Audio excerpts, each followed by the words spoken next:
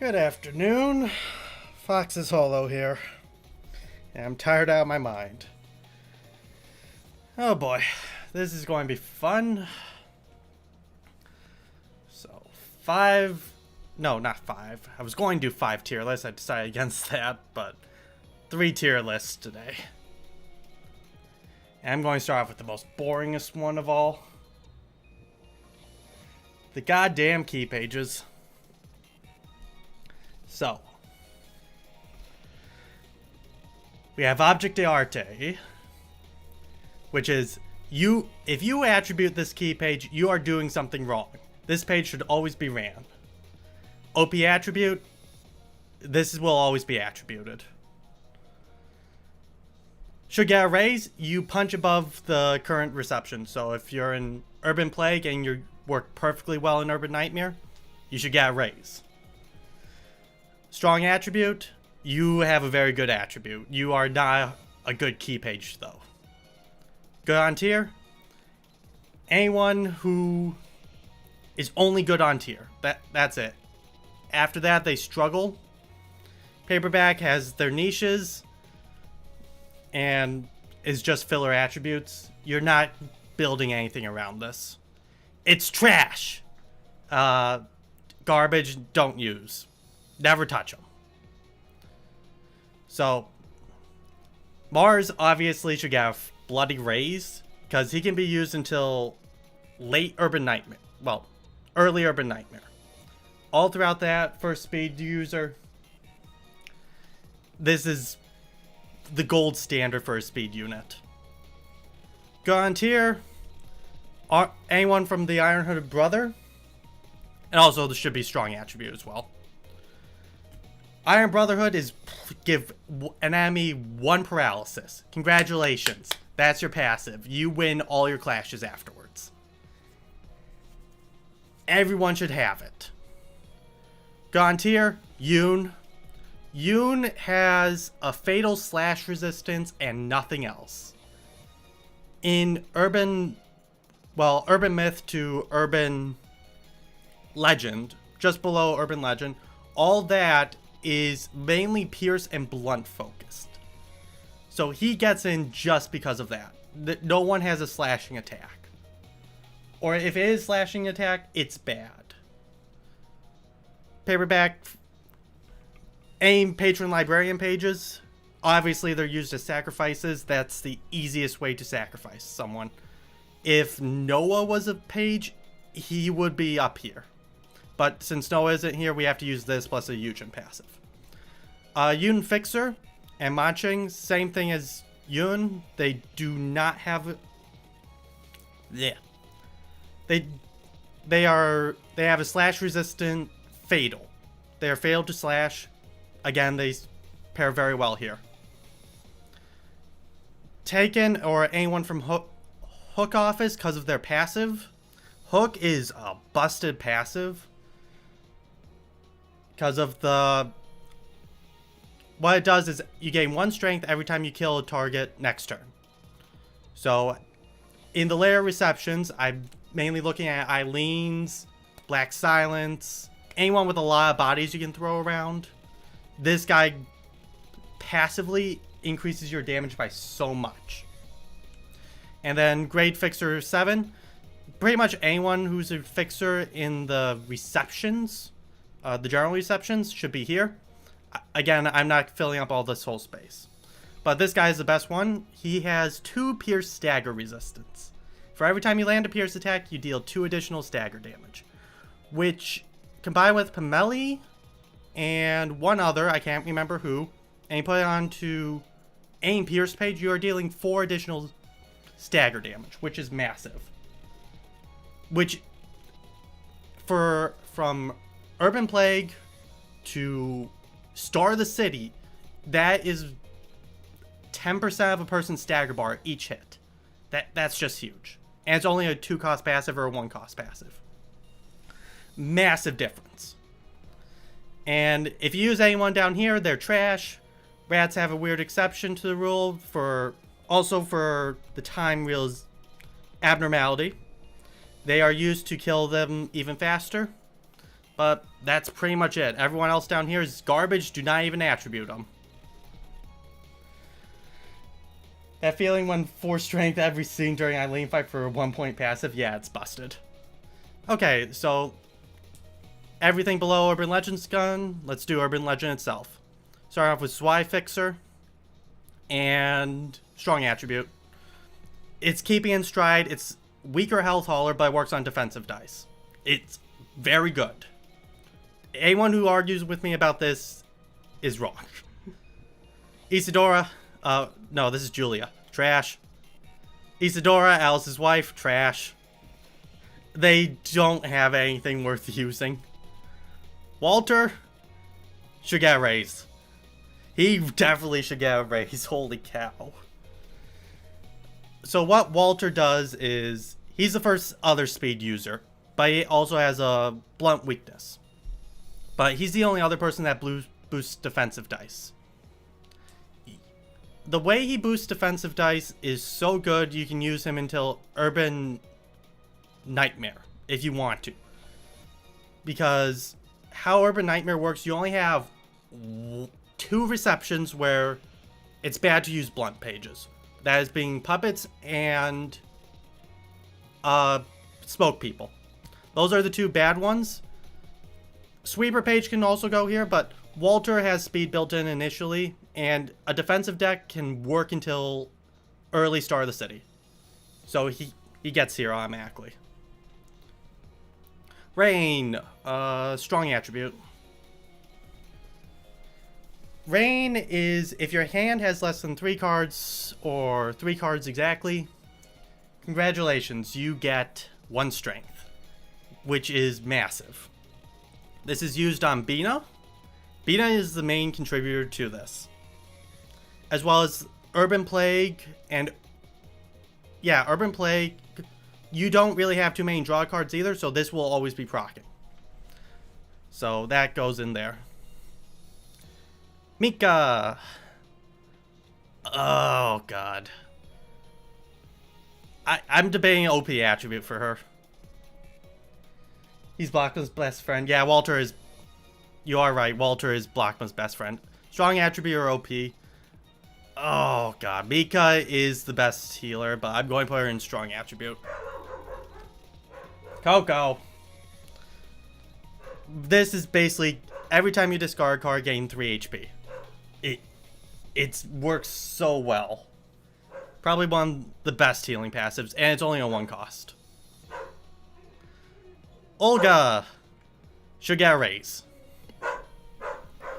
Olga can take you to Star of the City very easily. With using her discard deck, you can spam Daring Decisions 3 times, whatever Light Restore you want, that's cheap, and 3 other copies. Congratulations, you basically plow through everything, and you take Rain's and Mika's passive on her, she's an unkillable tank. There's no way she is dying until Star of the City. And even then, she'll get to... she gets Hanafuda passive as well, so she can play 3 cards a turn eventually. Which is strong. But yeah, very good passive. She does get edged out later on when the game goes on, but putting in that much work until Star, very good. Stray Dogs, niche. Punch to the Solar Plexus is good. Used in the speedrun, so it gets in here. I mean, I'd say strong attribute since it makes any discard decks immortal if you don't mess it up for 1 point. Yeah, like I said, I want to wait until the end to move it. Right now, she's at the top of strong attribute. Zhuang Mi, or however you say his name, Yakshogi, good on tier. He's only good on tier. He's a speed user with non-fatal resistances. Restfulness kind of sucks though, admittedly. And you're just using him for speed passive. That's it.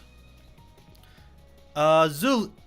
It's Dino or Zulu. I think this is Dino. Paperback or niche. He has double kicks. Double kicks is whenever you win a clash, deal 1 damage to the opponent. This is used in the on Hakma to deal with Pluto to kill him even faster in the speedrun.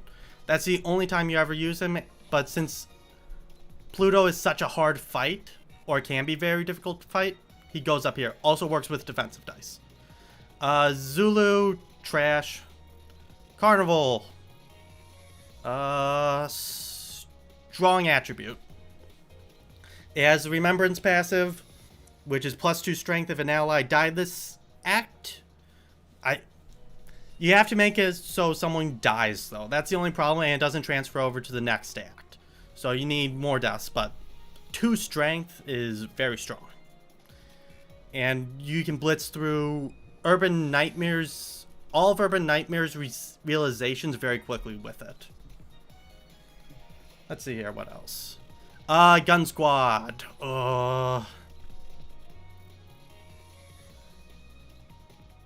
Okay, I'm going to group all these guys together in first turn passives. So, you, Meow Meow, and Oink Oink. Okay, so I cannot give it Object de Arte. These guys fall off eventually, but OP attributes or should get a raise. Actually, I'm going to just make its own tier.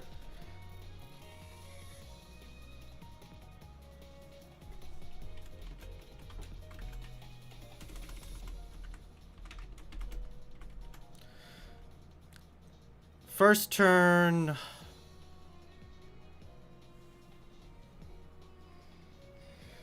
First turn garbage. Oh boy. So Tamaki is the main way we speedrun the game, or any of the gun squad. She has the highest costing attribution, so she's the main one used. And this will blitz, and she just destroys everyone in the path. +3 strength for all your attacks on the first turn is busted. Hello, Airvent. Been a while. She is just so good at blitzing through the game. And on top of that, all the gun squad's abilities are 3 attacks mostly. You got indiscriminate shots, focus fire, not focus fire, but the other 2 cost and 1 cost one. I cannot remember what they're called right now. That just gets boosted so far and so quickly, you can destroy everything in the game. Stefan gives +2 more additional strength to all dice for the first turn, so congratulations. +5 strength on 6 attacks. With 4 other people, that's 24 attacks of OP-ness. Meow Meow. Take the shot, yep. Thank you. Meow Meow has improv drumming, which whenever you land a blunt attack, someone gets fragile. But her main thing is Meow Meow, which is not inflict. 2 of your allies gain 1 strength this turn. You can have 3 of them. That's 6 more strength. Congratulations, you're hitting 7s on here. Leeway should get a raise. He's part of the first turn squad as well, but concentration is not as good. Only reason he should get a raise is because of a Meko only, in which you can reduce your deck down to 5 and you can beat a realization with him. He did that with Urban Plague Pages. He used Leeway extensively for it. So he's getting here. He's also the only range user with melee, which range is really strong with going for the bullseye. It's first strike on a unit. That is very strong. And on top of that, he can still act with the melee pages. Alok is a 1-cost attribution. He inflicts 3 paralysis over the course of 3 people. So everyone gets 1 paralysis. You can have 3 of him. That is congratulations. First turn, these guys takes -3 strength as well. What? Not using the speedrun, but I thought I needed to call him out on here. And Oink Oink can fix 1 feeble onto 2 people. You can have 4 of these guys as well. So All that means you're hitting on 11s, they're rolling on 1s. You will pretty much demolish anyone in the game, and it's so strong if you know how to use it right. Most people don't. That's why I'm not putting up an Object d'Arte. Even without E.G.O's madness, Levi is still good at Urban Nightmare, and I will be using him whenever I do a no power run. I will be using him. Salvador. Go on tier. Go on tier. Salvador gives... He does have a protection passive. I know he has a first turn passive here, but he's not as good. Salvador is a speed user, Object d'Arte page. There's better things he can do, though. It kind of sucks that he does have a great burn passive, which inflicts more stagger damage. And he inflicts more with Stigma Workshop. He does become a good paperback niche filler attribute, but I can't put him up any higher. He's good in normal play as well. Yuna, OP attribute. She's the reason solo play is possible. That is the main reason. +3 strength on a solo person, works on all acts after the first turn. Congratulations, you made the game around yourself. Also, guitar case. I do like it. It's very nice. Buno.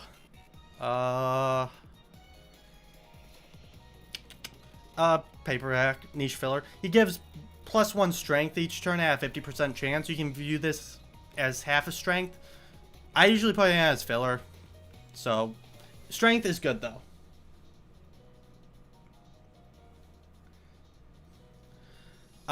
Whoever she is, I can't remember the YouTuber that uses it. It's trash. I don't even know her passive. Let's see here. Kurikomo clan, trash. You should never be using these guys whatsoever. These two I mix up all the damn time. I think it's Jin though. Jin has, correct me if I'm wrong here, Jin has, if you win your clash, inflict 1 bleed with any offensive dice. This goes into strong attribute. This, you should be winning your clashes with offensive dice anyways. And getting more bleed on the target kills them even faster. The reason why it's in strong attribute and not paperback is because of the dueling with Argalia. You can use it to speed it up immensely. And the Red Mist or the Floor of Gabura. Because of vampirism, this is a one cost activation, and congratulations, you have vampirism on for the remainder of the act. You are not giving it up. It's so good. Yang, niche filler. He is good at Greta. You're using his attribute to stack on more burn stacks and bleed stacks onto Greta. That's it. Sayo. Oh, God. Should get a raise in OP attribute. Sayo absolutely demolishes all of Urban Plague and Urban Nightmare, and I could probably, with me playing her, probably destroy Star of the City as well. At least in the first tier of Star of the City, maybe second tier. I don't know about that. But she just boosts his slash out the wazoo. She has +2 more cards in hand, which is the main reason why I was considering OP attribute. Battle Ready is such a good attribute for correcting your hand. It's insane. If you need a certain card, like for Nikolai especially, you need 2 concentrations, 2 Grace of Grass. Congratulations, you have 20 charge. Sayo makes it possible. If I could throw 2 on, I would throw them both in here. But she just goes through everything, and if possible, I would put her in Object d'Arte, but that's not the case. Sayo should get a raise, should be also an OP attribute. Sayo is also the first unit that's power stacks. Sayo has the fastest way of power stacking. Bunny, nope.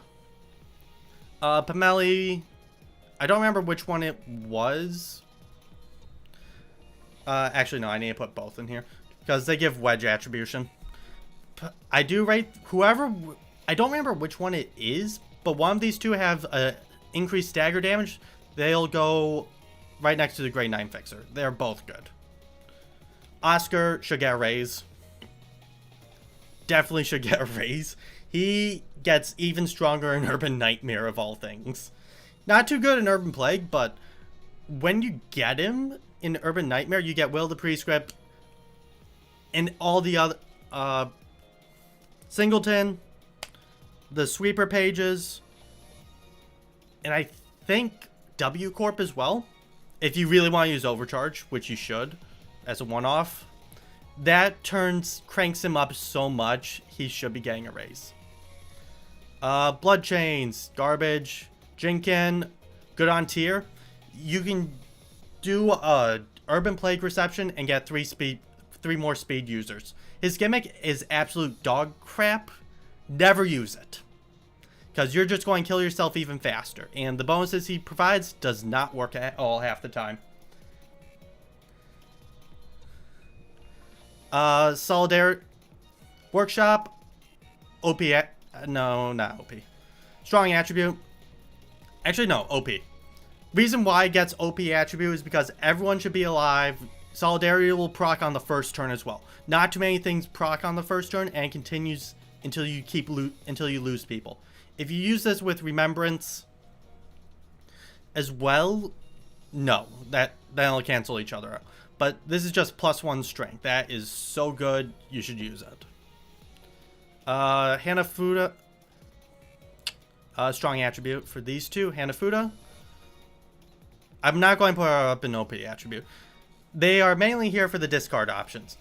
Discarding a card and drawing an additional card next turn is so good. It bumps Olga so far. And +1 more light restore on it. Chef's kiss. Mainly used in Callow though, but she can be used elsewhere as well. Oh, also one more thing. Oscar has Unrelenting, one of the 2 people that have it, and is really can save your ass in a solo strat. The Sweepers. This is a normal sweeper. OP attribute. OP attribute. Actually, no. Sweeper does not go into garbage as a niche paperback use. The reason why the regular sweeper gets into paperback use is only because of how important the haulers are. Sometimes you don't need them, but they give you increased block dice, and they bump up your block dice, and after that you no longer can get anything else. It's only Walter and these guys that give it. As well as Fuel Harvest is really good as a sustain passive, but you're never going to attribute it. Anton and Lila, I forgot the third person, I'm sorry. HP Hauler and 2 Stagger Haulers. The Stagger Haulers are more important than the HP Hauler, but they are still good. But these guys turn pretty much anyone to an immortal person. And for only a 2 cost, which is so cheap, it's no reason you should not be running these. What I do think what Project Moon should have done for survivability is bump it up tremendously, because these should be at like 4 or 6. Like, no way they should be at 2. Fixers.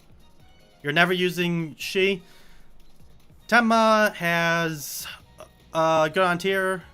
Valentine should honestly get a raise. Actually, Tenma should get a raise as well. Okay, only reason why Tenma is up here is because she has a slash fatal and not a blunt fatal. That's why she's up here. Her passive is garbage. Her restful breathing, it's only good in the wolf fight and Queen of Hatred, if you decide to do that. Valentine should get a raise. He has singular strike, which a lot of people want, and is a very good filler passive as well. If you guys really want to as well, you can destroy everyone in Star of the Sea with these guys as well. The only reason why he's being held back a bit is because of the blunt. Blunt weakness really hurts him. Are you counting exclusive combat pages too? If the exclusive combat page is important enough, I will be counting it into the overall evaluation. Eugen though. Da da da. Object Arte, no question about this. This is saved from the blue ensemble. I would like to point that out. So let's start off with her OP attributions. Everyone wants the +1 strength and all dice. That everyone wants. Everyone's fighting for that. That's one of the reasons she's attributed. Her defensive die is really good as well to farm emotion levels, unironically, and keeps you safe. And that's a 2-cost passive. That is so good. 3, extreme fatigue is lose 75% of your max HP. Now, if you use that combined with a patron librarian page, that puts you at 7, and you can get Wrath of Torment. So congratulations, E.G.O is a free activator for Remembrance and Kazuna. So these two guys right here get +3 strength and 1 defensive dice endurance. That just absolutely destroys Urban Nightmare. Now on to using her. Boundary of Death is just bait. Never use it. As a normal unit, she is perfect. The only thing that holds her back is the horrible unsealed blunt speed die, which you can work around in a group. You either use her as a generalist, which is what I prefer her as, so she'll just take the same pages as these two guys here and just go. Actually, I'm going to. Hold on, let's see if I can do this next one. Okay, it's not switching in the background. Oh well. But E.G.O gives light restore as well whenever she uses a 4-cost page. Congratulations, all your E.G.O are mostly over 4 costs, so she becomes a good E.G.O user that restores your light as well. And then any gimmicky strats as well, so Malkuth's Rapid Gashes, Fervent Emotions, she can use it all. What puts her in Object d'Arte is Blue Ensemble. She is used in the solo fights. She can be used against Greta, and she will win against her. So yeah, punches way above her tier, and congratulations. First Object d'Arte user. What do you mean with Generalist? Generalist means she can use any deck in the game. So Singleton with these, you'll use Singleton on with her, and she'll just outperform these guys every single day of the week. She can also do her low HP strat, which is you stay under her 25% HP. As well, so you can use Faint Memories, and that turns into a 7 to 11 evade die and 2 very strong blunt dies, which is really good. Or you can take her up to max HP, but I think the max HP is just bait. Also, Overcome Crisis is her draw and eco, so congratulations. Just absolutely busted. Noah, it's trash. If we could field him, it would be first turn garbage, just because you can use Wrath of Torment and you would do it. I would take that every single day of the week. One of my favorite parts is putting it on E.G.O. Yep. Malkuth's floor and just going with that. Yeah, Happy Memories goes well. Emma should get a raise. I have used Emma in the no attributions run, and he took me all the way up to Star of the City until Red Mist absolutely raffle stomped me. But that was because I did something weird. But +2 strength for all blunt dice, and if it's a 3-cost dice, +1 on everything except the counter die. People say the counter die gets buffed. It does not get buffed. I am 90% sure of that. Someone can fact check me on that. But Emma just punches way above his weight, plus the puppet augmentations. That's +3 strength immediately, and he has 4 more slots for attributions. Puppets. Regular puppet, you mainly use for the +1 blunt and acceleration. If you have more than 5 speed, deal 1 more stagger damage. Very good. Again, I talked about how good these two are. Also, Trash Disposal, I forgot about that. Trash Disposal and the Pierce dice are amazing. They just destroy everything. Acceleration, deal 1 more stagger damage. When you realize libraries just get someone staggered low, all the stagger passes becomes a lot better. So it goes up here. Heavy Puppet should get a raise. Again, same as Emma. It has, unlike Emma though, it does not have the 3-cost one, but it has Concussion, which is whenever you use a blunt page, deal 2 more stagger damage, and that is unaffected by resistances. So I always deal a flat 2 stagger damage on top of whatever else it rolls, and blunt just cranks it up so much. You can just turn this library rune into the staggering simulator. Index Prosite, strong attribute. He can also be good on tier as well if you decide to use Eugen on him, but I'm not counting that. Strong attribute is only here because of +1 additional draw. Same thing as Seo. This just unbricks all your decks and makes more decks more consistent. The Grace of the Prescripts is somewhat bait. You can build around it, but it's eh.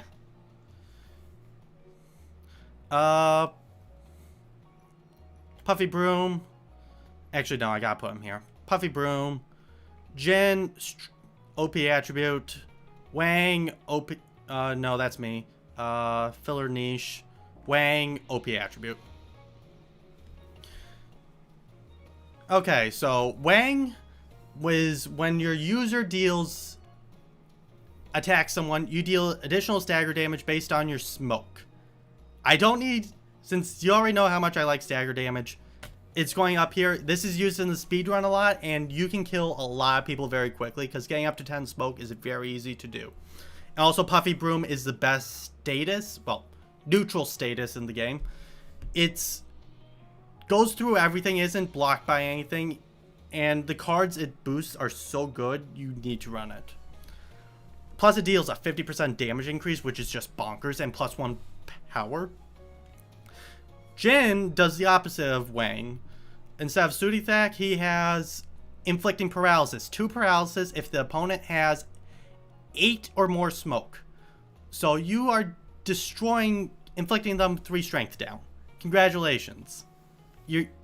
These 2 guys just absolutely run over everything. Puffy Broom, very strong passive. You don't want to take additional damage, even though we only have 4 receptions with Puffy Broom. The enemy uses Puffy Broom against us. Me, good in defensive decks just because of her passive, which is for how much smoke you have, you get a defensive dive with a 1/2x smoke. Very good for holding off more people. Philippe.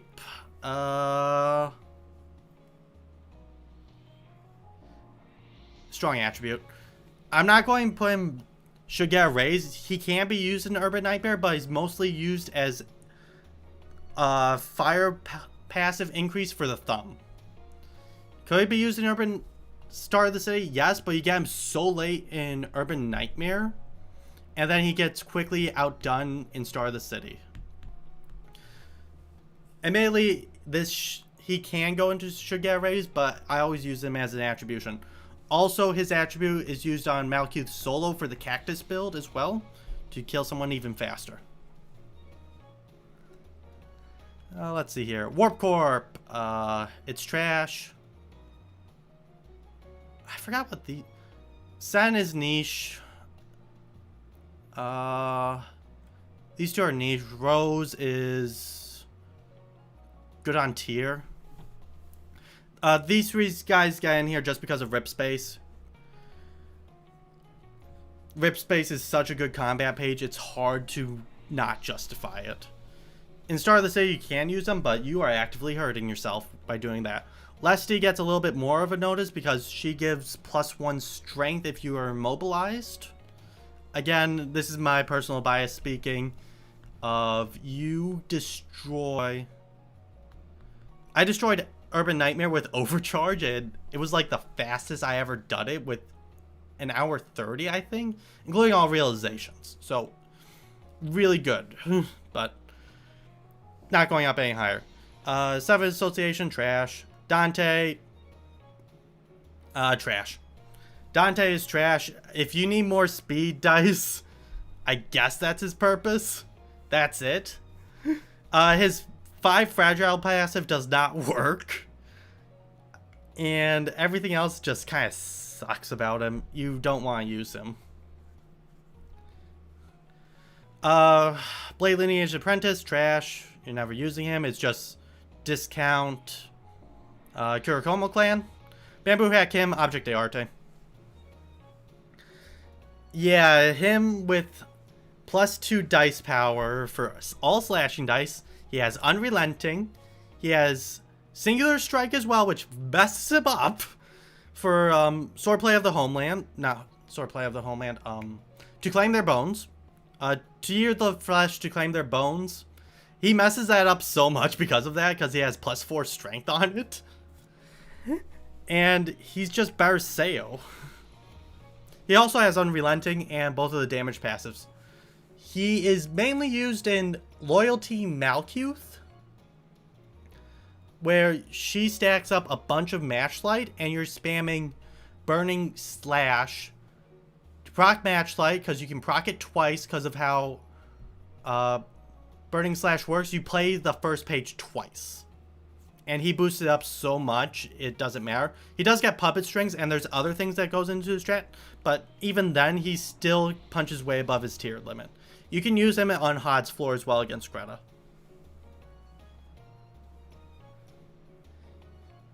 Let's see here. Now we're going on to Star of the City. Oh god. Regular Thumb. I'm going to put in my bias here. Should get a raise, should get a raise. Should get a raise. Callow. Object de Arte. And Boris. Strong attribute. Okay, the Thumb is mainly carried by their not key pages, combat pages. The Thumb combat page of shock rounds only, even though it's bug, it's so good. That just carries you throughout the whole game. Procs all the discard passives possible. And generates additional ammo, which you can use as either as discard or use it itself to deal other things. You can do ridiculous stuff like focus fire into Solemn Lament and inflict 500 burn. That's possible.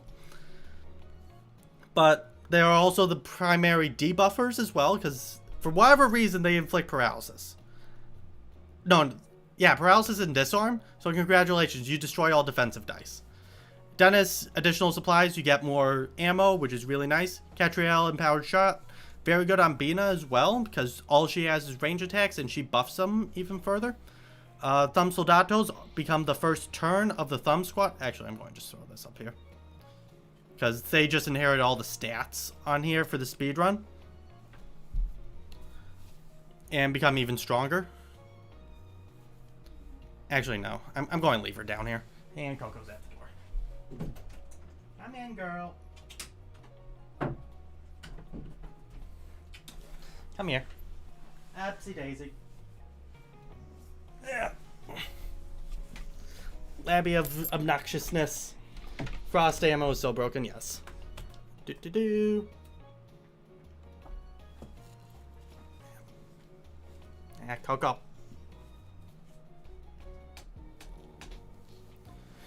Yeah, just Thumb ammo is so broken, it's ridiculous. Callow gives 2 protection to everyone on the first turn, which is really good, and he continues doing it as well. So better Salvador. On top of that, he has discount Fervor with the boss's orders, which is every 3rd die he rolls gain +1 power to it. Really strong. Or combat page, I forget which one it is. But very good passive, and he's the only speed 3 user. Well, speed 3 user as well. So very strong and very good. On top of that, he benefits from all the discards and get down. Discards, so he becomes very strong.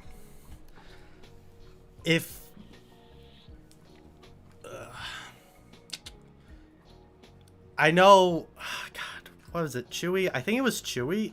There's someone on the server where he beat the whole game with only Thumb pages and Thumb only, including the distorted ensemble and the blue ensemble. So yeah, Thumb gets their rewards for that. I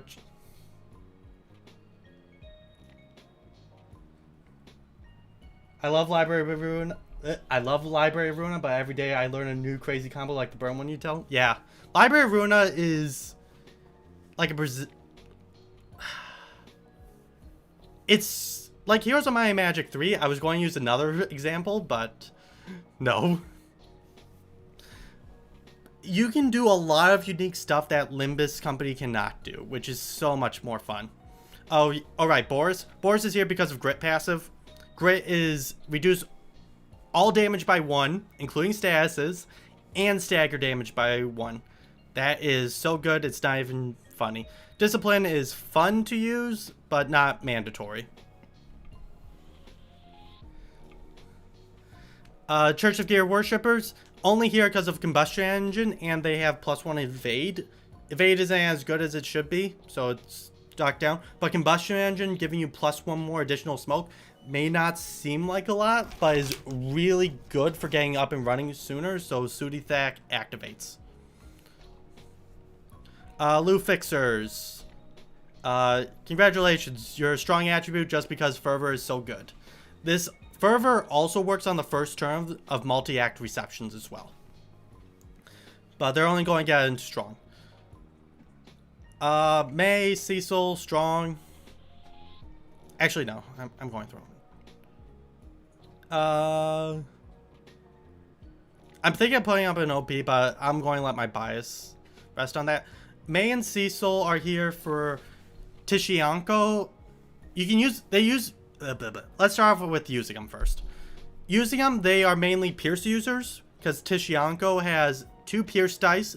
Pierce counter die you really want to buff up very much. And you don't care about the big die because it rolls so well. So, Tishianko spam, they are very good at it. Reason why they're getting onto strong attribute is because of their passives. Remain Vigilant in Peace and Firm as a Great Mountain. Both of Firm as a Great Mountain is plus 12 HP for hitting every emotion level. That is 60 HP over the course of a whole fight. But the main thing you want it for is the first 3 turns. So that's 36 HP recovery. So that'll keep you topped off. That's a lot more than the Haulers. Haulers are better late game. These guys are better early game. Remain Vigilant in Peace restores your stagger resistance by 25%. Everyone's stagger resistance is about 50. So that is 14 stagger resistance you get just for hitting emotion levels. That is massive. Which are really good. These two are very cheap as well. They are 2 and 3. May's is much better than Cecil's, but they're both good. Also, I forgot, they get bonus points as well for having a ineffective slash. This is important because of Red Mist, because Great Slash Horizontal, no one can beat it unless you use Yesod. Occasionally Roland can beat it, but everyone else cannot beat it. But these guys with a slash resistant can hold on and take, instead of the full 40, they can take 20 and still be okay. So very good points for Red Mist. These 2 people right here got me through the whole no attribution run. Lowell, should get a raise. Lowell's getting it because of Fire That Never Retreats and is so good. It's +1 strength, +1 endurance. It's really strong. And you need it on the first 3 turns. That's when it's most effective. He's good on other floors as well and is very much attributed. Reason why he's getting should get raised is because of Forming Storm. Forming Storm is 4 cost and 1 cost, where you have to take a turn to set up, but in return you get 8 to 20 mass attack individual that inflicts 5 burn. Or how much burn, but all that matters is a mass attack turn 3. That is huge. Getting a mass attack out by turn 3 is massive. Anyone that can do it by then gets a point into here immediately. The mass attack is also really good as well, so it's very strong. You can also clone it and play 1 cost, then you can spam it as well, which is rather funny, but not getting points for that. But just having the mass attack so early on when everyone needs it is huge. Bada, Niche, Martina, good on tier. Nemo, good on tier. Actually, no, strong attribute. No, just good on tier. These guys are just all good on tier. That's it. Martina can do a lot of stagger damage early on and makes the reception easier, but gun squad up here, again, she doesn't get too much use out of it. Bada can do a lot of Hadoukens. That's about it. He's not that good. You have other things as well. All three of them do have the charge passive though, which whenever you spend charge or gain charge, you gain 1 endurance and 1 strength at emotion level 2 and 1 respectively, or they're both at emotion level 2. I forget that. Nemo, he's top of good tier. He has slash resistance as well, so he's good in the red mist fight. After that, and as well as he has energy beam, which is good for dealing with red mist secondary attacks, because he can delete passives. Delete the second die so easily. Dongwon. Object d'Arte. Lower end of Object d'Arte, though. What Dongwon does is he has Fervor, he has Protection, and Stagger Protection built into his kit. His bleed mechanic is eh. He throws on 2 bleed each turn, which is good for proccing vampirism. But he's mainly used in the speedrun for... Oh god, he's using the speedrun for Red Mist.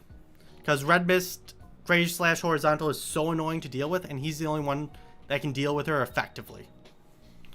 On top of that, applying bleed onto her just speeds up the kill even faster. What else does he have? 4 speed dice, very strong. Yeah, just use him.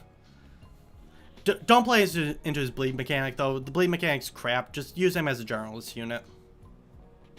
Dongwon is the biggest power spike you can get early on, and one of the 2 earliest power spikes you can get in Star of the Sea, with the other one being the Night Owls. And the Grunts should be getting a raise, and Alan is Object d'Arte. Also, these guys are held back a little bit just because they only have 3 starting light. They get up here because Stiletto is so good that has +2 pierce power on everything. These guys are better than some Object d'Arte pages and can get 4 of them. That is massive. Plus wedge, plus all the other, plus stagger damage, any other strength passives. These guys are rolling. They can get 5 strength on turn 1 very easily, and then just spam pierce passives to destroy everyone. You can also run multi-slash on them as well, and use that as their cheap econ. Singleton is their best ones, though they can use laceration spam or single point stab as well. Both of those work just as well. Alan has more stuff to him. His unique combat page is eh. You can use it though. It's very good on Malkuth's floor because vines exist, and whoever he targets, he can deal additional damage, but it's additional damage. Doesn't really matter too much. Chinkin 1 armor is really good for dealing with very annoying defensive dice. Main one I look at is like Sturdy Defense, Inner Ardor, Concentration. He can destroy these very easily. But he's the best Pierce user and is included in every single team. Ujat, strong attribute. Their unique combat page is good. It's just you really don't like running them all that much. You want it for Habababu, or however you pronounce it. They have Habababu, which gives whoever took the most damage, gives them more protection, which is nice. Main thing is their stagger recovery. Whoever took the most damage restores stagger as well. Is really strong. I know these guys can be used as well with Venus 4 to cheese the Red Mist boss fight, but you can use that with Cecil or May, who are just better. Hababu, I forget what their third passive is, but it's also really good. They're just mainly passive extenders. They're just keeping one person alive to deal all the damage. Esfler should get a raise. Hubert, good on tier. Gloria, good on tier. Okay, Esfler, speed 4 user, has Raging Torrent, which gives him +1 additional draw whenever he plays 4 unique page, and this resets every single time. So whenever he draws an additional page, all pages who were used can now be reused again, which is busted. Works on E.G.O pages as well. He doesn't need as much draw as everyone else. He has Blade Unlock mode, which is +1 power, which is very easy to use. Oh, these guys should just be bumped up to tier then, because strong attribute. Forgot about that. He has Procession as well, or the make a blue flower and slice them up pretty well. Is a Pierce die as well, so he can take Stiletto or Wedge Pierce passives and buff it up even more. Very good into the range pages, and gets even more insane. Well, it gets boosted. It gets boosted a bit more by Malkuth's Matchlight, because that increases the roll range as well. So he can deal increased damage based off of that, as well as increasing the roll. Which is really strong. It's a really good passive. On top of that, Singleton, he can also be used in non-Singleton as well, because he has unlock access, and he'll be just as good. Gloria and Hubert get here for strong attribute, because Blade Unlocked is used on pretty much everyone I can think of who use Singleton. Gloria is a bit lower because her mass attack is garbage. It's a mass summation with a 14 to 20 roll range. I've seen it lose to E.G.O pages. It's kind of bad. Esper is one of the few, not Esper, Hubert's one of the 3 people with a 4 to 6 speed range, which is really good, and Decapitation is really good. Is used on Hod's floor occasionally to deal with Greta, but having First Strike, a range attack on a melee user, is really good for getting a quick stagger off. They're good on tier, but their attribute is so useful, they need to go strong attribute. Castigation? Yeah, okay, Castigation, my bad. Red Mist. Oh, I'm going to get some feathers for this. Low end of Object de Arte. Callie is a great key page. Do not get me wrong, but most people will sideline her and put her into OP attribute with Miyu and all that. The problem with Callie is she requires time to scale. And once she gets to the scaling point, she becomes really strong. The problem is, though, is in multi-act receptions, especially, and without Miyungus as well, she does have a hard time getting started. Once she gets started and gets a snowball rolling, she is really good. And getting the 8 damage off is easy, but I've just seen so many people fail at it. It's affecting my views on her. Focus Spirit, great card. She can be used as a great buffer as well because of Marianne's pass. If you really want to put it on her, she can become a better Marianne because of Focus Spirit is so good. But outside of those 2 downsides that I mentioned, oh, and also Red Mist mode. I have seen too many people fail Red Mist mode, even though you can attribute immediate repairs and get a second chance at it. Immediate repairs fixes her as well. It shores up her weakness, but Red Mist gives a lot of stats, a lot of strength, and can steam run the whole game if you give her the right attributions for her. And also all of her dice are 1 types only, so it gets even better. She has multiple builds, she can do a lot. I'm just holding her back just because of the slow start. And multi-act receptions especially, because you gotta get back up again so quickly. And the main one is Destroy Ensemble I'm holding her back for. Because you gotta fight, especially in the 3rd round, you have to fight another Red Mist against her, and it's really annoying to deal with. Because if you pop her Red E.G.O too early, she will get nuked. Because she can't deal enough damage. Again, this is with incompetent play, poor piloting. I'm just putting it down low just because of that. I've just seen it way too much. Bina! I should probably organize this, though. I should probably organize the top tier.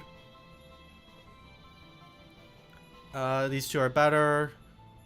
Alan's better. I would put Dong here. Callow here.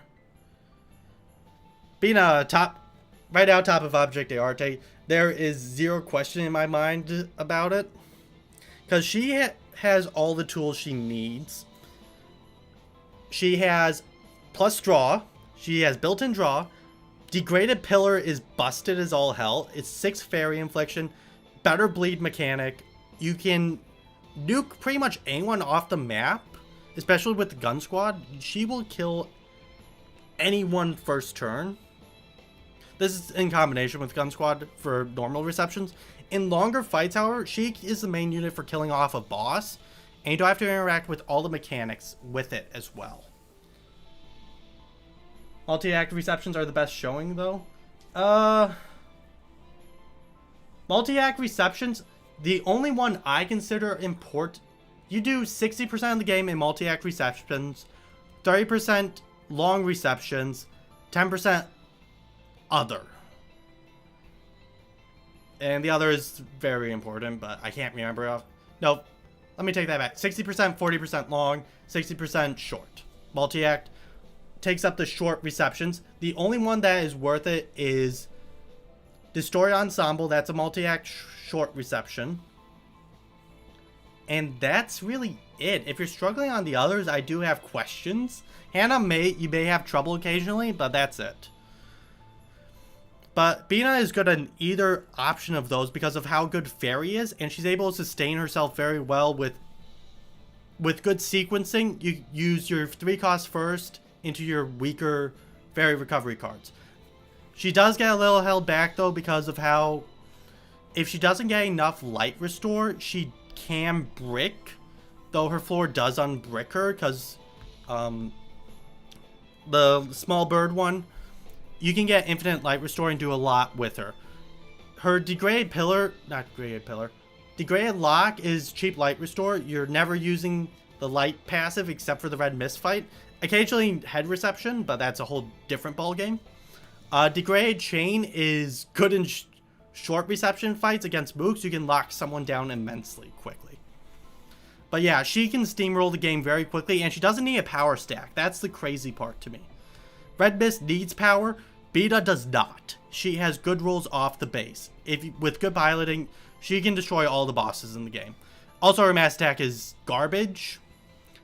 It's good defensively against mass attacks, but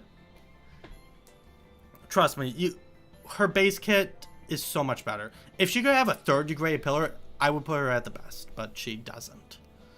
Lou Fixer 1, strong attribute. Congratulations, you're just getting in here.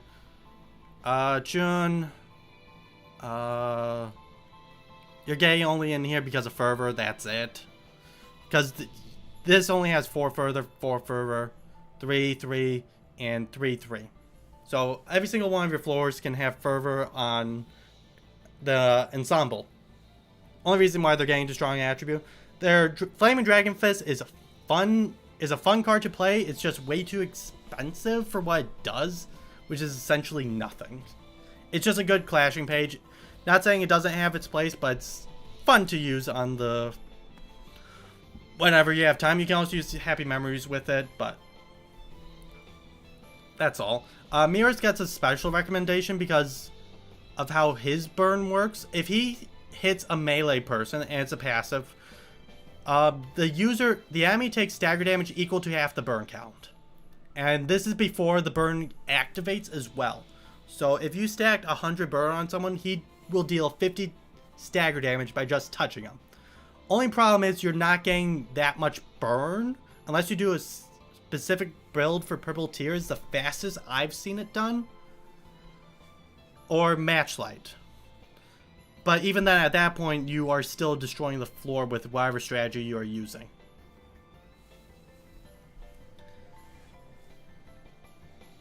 Yeah, no clues.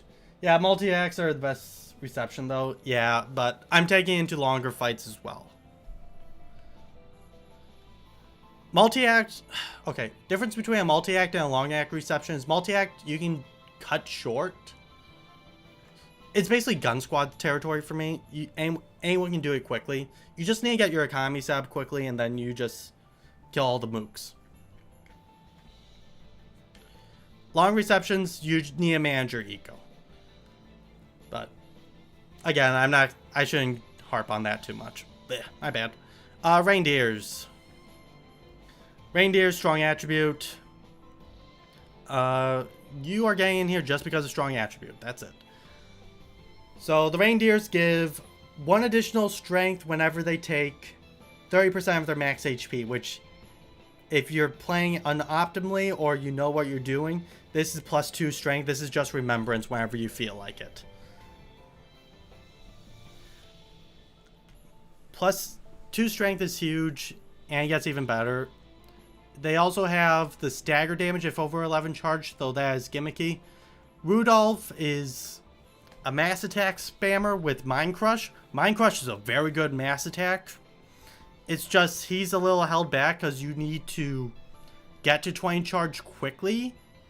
And there's other people who would want to use 20 charge. It's just opportunity cost compared to other people.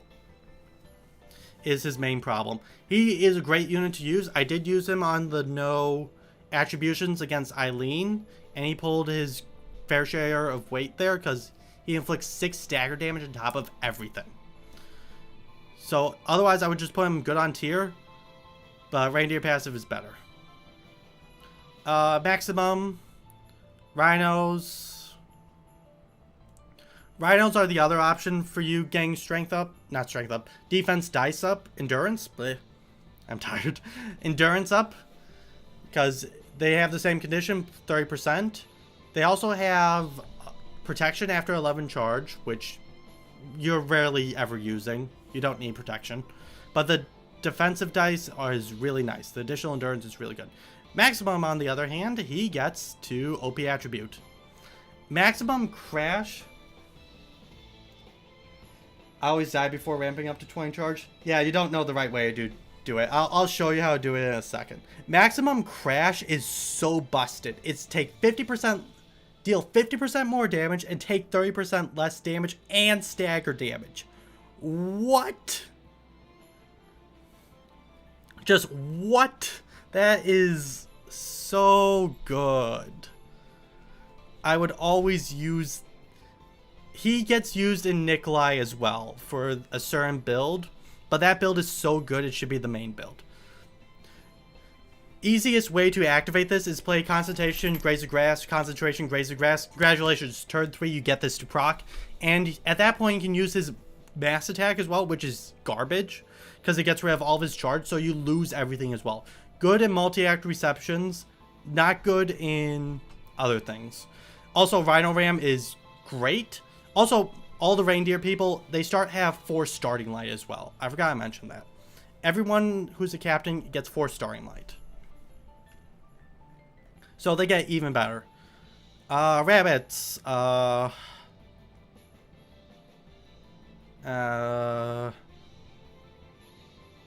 on tier. You rather have these guys can take over the point of firing squad if you really are in desperate of the key pages, because you want to use thumb a lot. So yeah, these guys can be used as a first turn squad. They're kind of a bit weaker though, that's the only problem than the thumb.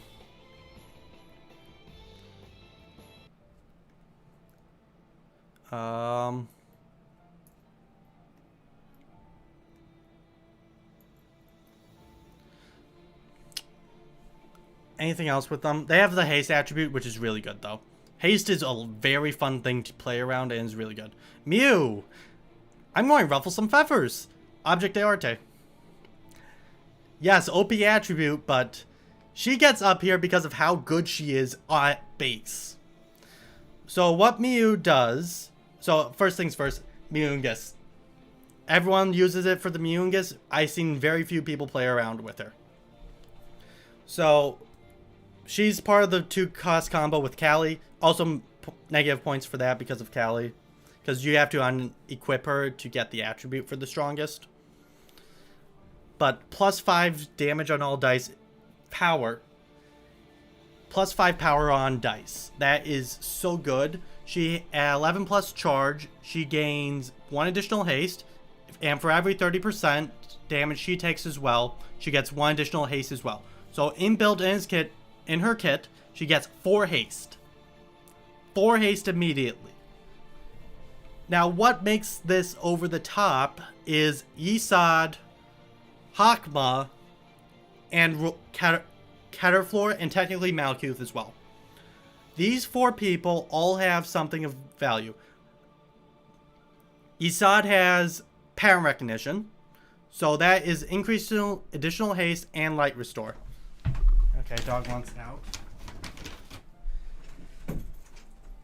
Yep. She has additional haste, light restore, and someone can apply repressed flesh, or whatever the blunt one is that inflicts bind. You can use those 2 together to get her up to 10 speed very easily and get the plus 5 strength very easily.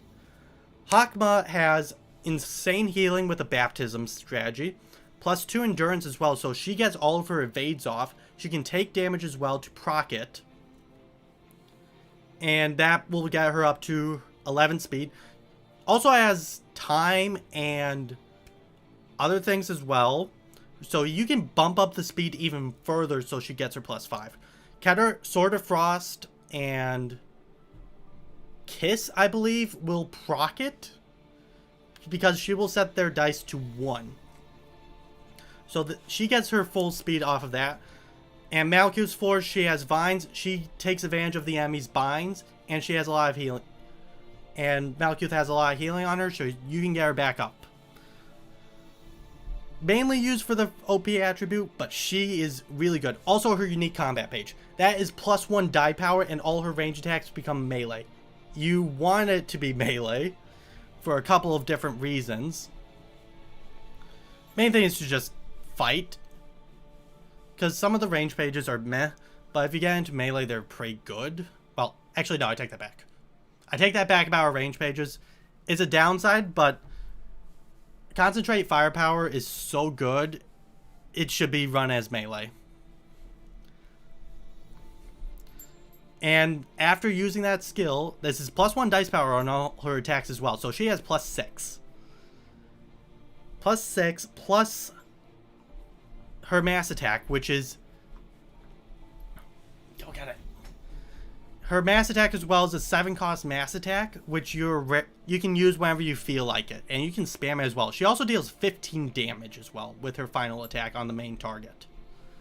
But Miu is super strong, but she's just held back because she doesn't have speed 3. Oh, and Hawkbuck can give her a 4th speed die. That's the other big thing. That is massive. She is a fun person to play around, but she's mainly used in an OP attribute. But because of that, all that, she gets up here. Nikolai! Da-da! S+. Nikolai is give 5 strength, 5 endurance to everyone for the team. That is, for 11 charge, you can activate this on turn 2, combined with Battle Ready and Skim the Prescript. She gets there on turn 2 for that. On turn 3, she gets access to Overcharge for maximum. You're always attributing onto her for that, so she remains tanky as hell. And this sets her up for Disposal, her unique combat page, which is whoever is marked by her takes a crap ton of damage and basically kills them. The gimmick of her returning the page back to hand is a gimmick. You can use it if you feel like it, but overall she's there just to deal with one immense threat, and that threat can be Zhao's counter dice, Yan counter dice, Blood's counter dice, Lungs of Aspiration, my bad, or just nuke someone down, Zhao, Yan, anyone in between that you don't like. On turn 3, she just instantly deletes them, applies all the buffs, and marks an enemy as well, which deals 50% increased stagger damage and 50% damage as well. Congratulations, you can just sit there and do more than all the cast of characters below you. Congratulations. I know a lot of people are going to say she's kind of useless afterwards. No, she isn't. She can spam E.G.O and anything else. She will become your main light battery as well. So she does so much for so little. Always run her. If you attribute her at all, what are you doing? You're only speedrunning the Black Silence fight. That's it. Which you should not do. Marianne, insurance company, trash. Marianne herself, good on tier.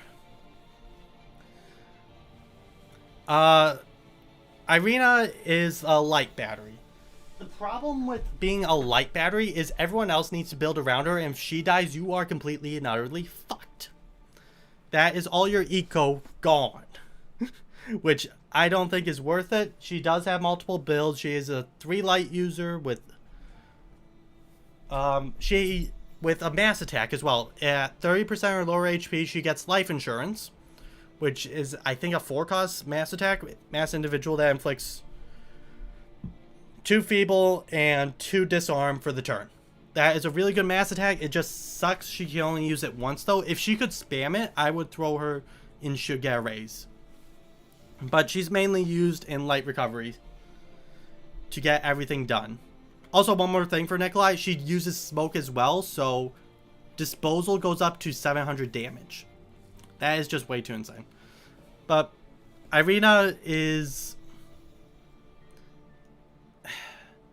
Oh, she also has the passive as well, which get rid of feeble, disarm, or endurance. Choose one randomly. As well, good passive, it's just... You're not really attributing all that much. The enemies normally don't inflict too much. I think I used it only for...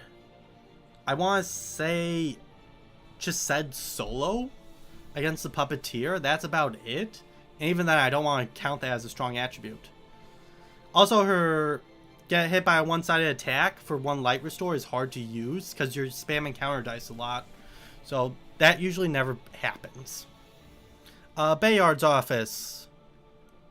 Strong attribute. Low end of object.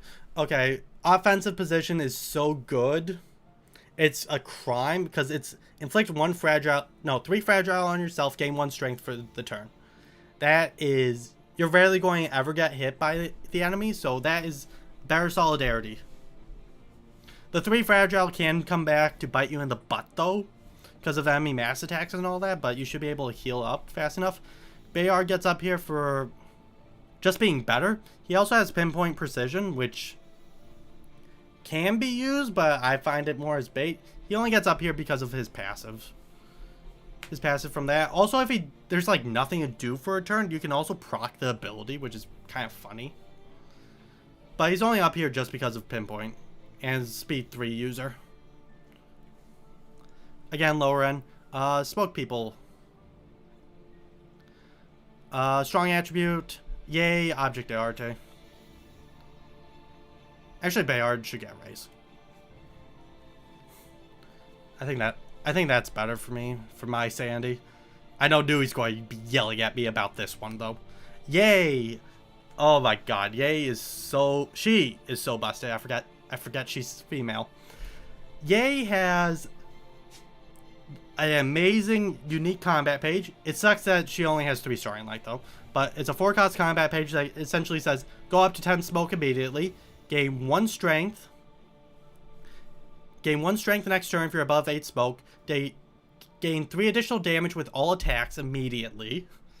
Because smoke affects the passive immediately because of how the passive works. Gain +1 additional strength because of smoke.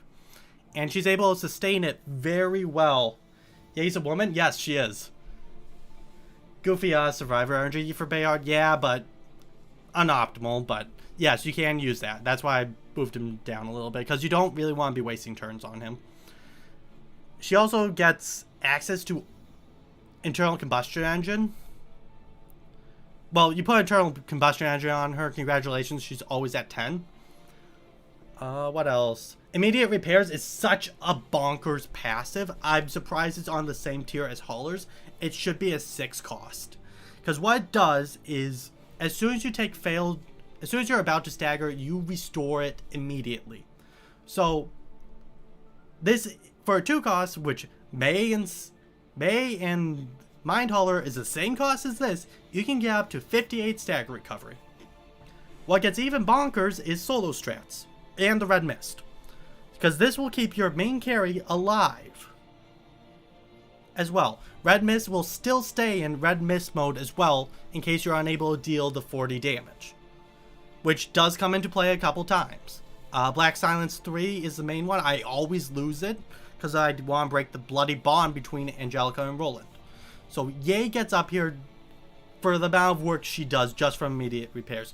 Madness is a 3 out of 4 bad passive, and even that you can play around the 5 fragile very easily, but overall great page. Also, Bamboo Hat Kim, Miyu, and Ye only has 3 attribution slots though. That's the only thing that holds them back. I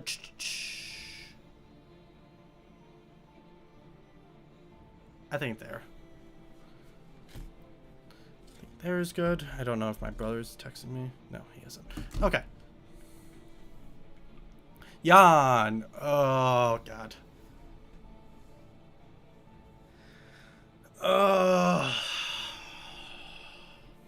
Jan is going to be weird. I'm going to just put him at should get a raise. I could put him in object art.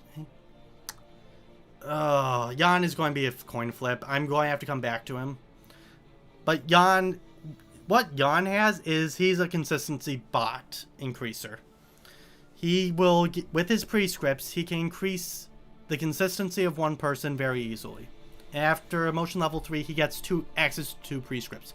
You're mainly hoping for the straw and the draw, strength up, and light restored. The protection one is nice on occasion, but you're rarely ever using it. You're mainly using that to make consistent units more consistent. So anyone with rapid gash is the main thing. Or if you need someone to do a carry and then you get sacked off. Lock is the same thing as Flaming Dragon Fist, but has the additional benefits of Nemo for destroying the 3rd die. The 3rd die is rarely ever good though on the enemy side, unless it's like Puppet Angelica. That's the only time I have ever seen a good 3rd die. So it loses points for that. He's great at destroying counter dice though because of Lock though. Very good with that. Does have niche use on Zhao's floor just to get through her counter dice. What else does Jan do? He gets, for every negative attribute on him, he gets, the first one gives him +1 power, and the second one gives him +1 additional damage on top of that. If you put positive pages on him, it will regress down to the one previous. So, indecisive passive, great on Nutsack's floor, or anyone who inflicts a negative passive on everyone. Also Bina's floor. Bina really likes Jan as well. Just because you can get additional draw and additional light restore really helps with her. And the strength can happen. What's his next card? The markings. The markings is erosion. Erosion deals 1 stagger damage and 1 damage for every additional stacking on him. Tippereth is the only other floor that gives him 5. Outside of that, it's erosion and his 3-cost combat page and Destroy Blade. That's the only way you're getting this on. It's a great status. It's just Jan doesn't really want to be aggressive or clashing with the other person as much. And now for Destroy Blade. Destroy Blade used to be Object d'Arte when Lies was Lies used to be your random costs and pages are randomized from the original cost down to 0. So what you could do is clone Destroy Blade on Roland's floor and spam multiple of them by turn 2. On turn 2. That is no longer the case now. Now he's used on Chised's floor because of Magic Trick. But Magic Trick, you gotta wait until you are at late game. That is when everyone is at emotion level 5 in order for him to get the bonus from it. Only thing, Jan is probably the best defensive dice user in my personal opinion, just because of the prescripts and what he can give for it, and just keeping him alive long enough just so he can give the additional benefits out is really good. What the hell was old lore? Fun. Until Project Moon decided to balance it, and then they suck at balancing it. Lori! Best fixer in the game. Lori, you gotta watch the purple tier video. I will be posting that in whenever the video happens. Next one.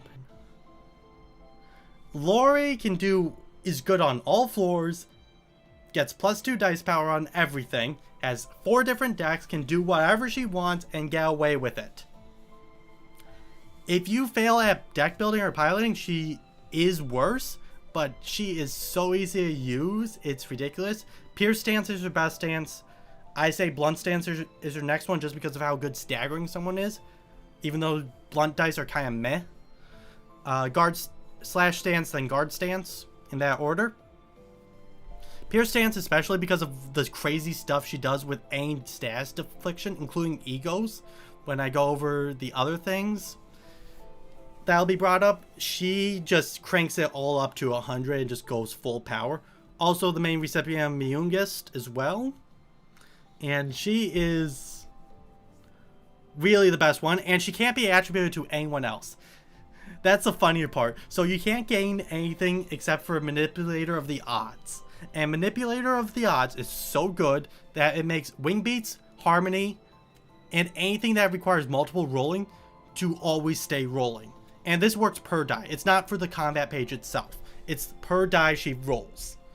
So she will 90% of the time get the full benefit out of it. Best key page in the game. Hands down. E.G.O. E.G.O.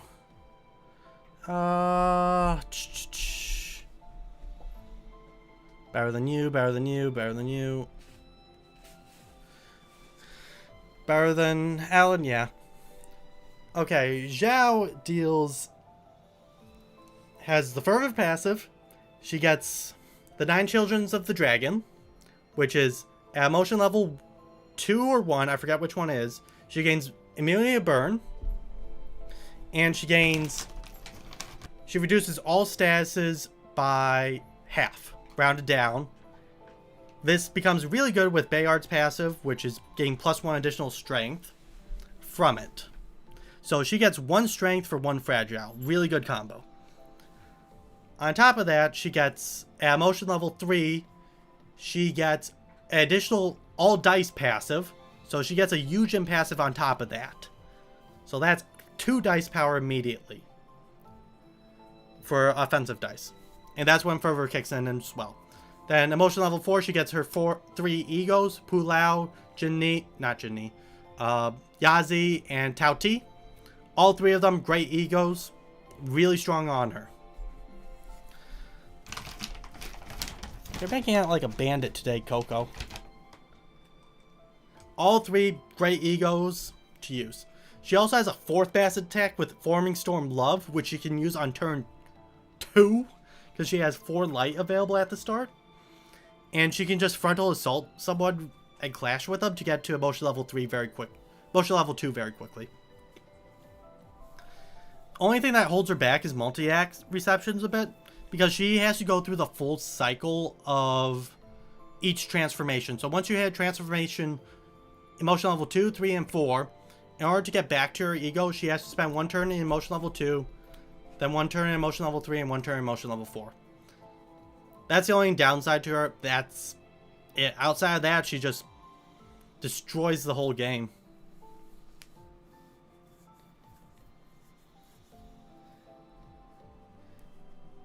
You pop up in my feed. I'm surprised YouTube still knows I like this game. Hello, everyone. Hello, helpful. But yeah, E.G.O just raffle stumps through the game. She is a little light demanding at times, though, if she isn't getting her staggers off with her mass attacks. She can run into light issues, but you can easily circumvent that with certain builds or include more light restore into her build. What I do personally is run energy conversion, because 2 energy conversions gets her back up to full light every single turn. And just concentration, graze the grass, just do the same thing as everyone else. You can do ridiculous stuff with E.G.O. Same thing as Eugen. the best generalist in the game. Hannah Fixer should get a raise. Their gang should get a raise because of how the Blue Ensemble, you can run into an issue of not enough key pages if you're not doing solo strats. And these guys become your next best fixer because of how Hannah for all. The 4 trigrams are so good and unbricks all the decks possible. Outside you go.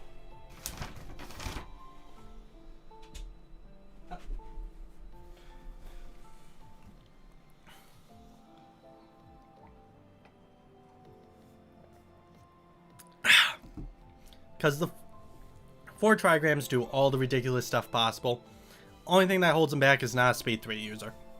That's it. But should get a razor strong attribute. Either or can be an option. I'm just going to leave it at should get a raise just because of how the Blue Ensemble works, and you can run into issues with that. Okay. Marianne. Object de Arte. Is she better than Ye? Yes. Is she better than Calo? Yes. Yes. I think right there is good. Marianne. Object de Arte. The ultimate strength bot with Hannah for all. She is a speed 3 user with the 4 trigrams. Has Hannah for all, so whenever she gains a stat buff, she will spread that buff to someone else. This includes the trigrams themselves, so any strength up she gains, she will spread it out to someone else. So if you cast a prescript on her for +1 strength, she spreads that elsewhere, including protection and endurance. All that buffs her. And she gives the whole team a boost. What she is mainly used for is Augury Kick, Brace Up, and Ominous Power builds. Though if you're using the Gun Squad, she can just slot on there immediately and just continue providing strength for a whole team. She can give up to, I think, 6 strength per turn at emotion level 2, which is massive. And plus the additional strength on herself, so she's really giving 12 strength a turn. Very early on. And you can swap this out for BG,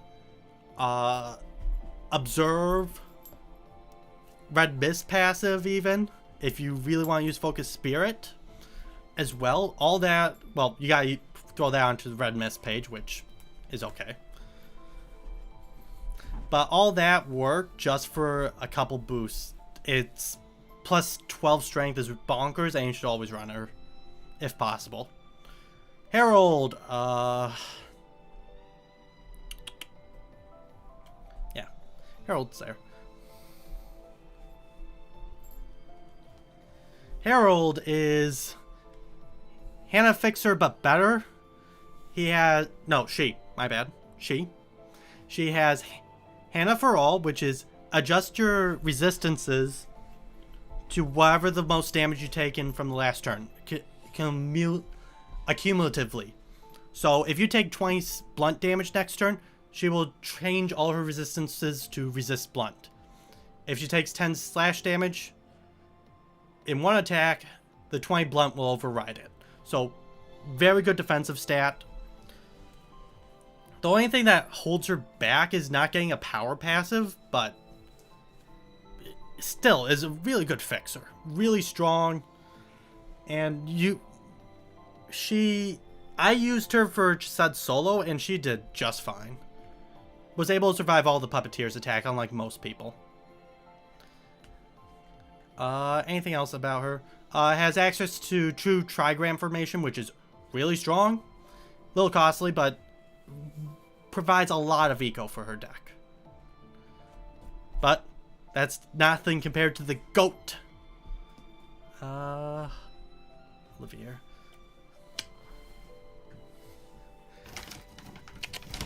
Olivier is Herald but on crack. He gets not Manipulator of the Odds, but the 12 Fixers passive, which boosts his min rolls by 2, and after a certain point boosts his emotion level, his cap on his rolls by 1. So he's getting a plus 1.5 strength gain. And this is active turn 1. And can do everything Harold does but better. You're really going to use him a lot. And he's just great. Let's see here. Black Silence Roland. I'm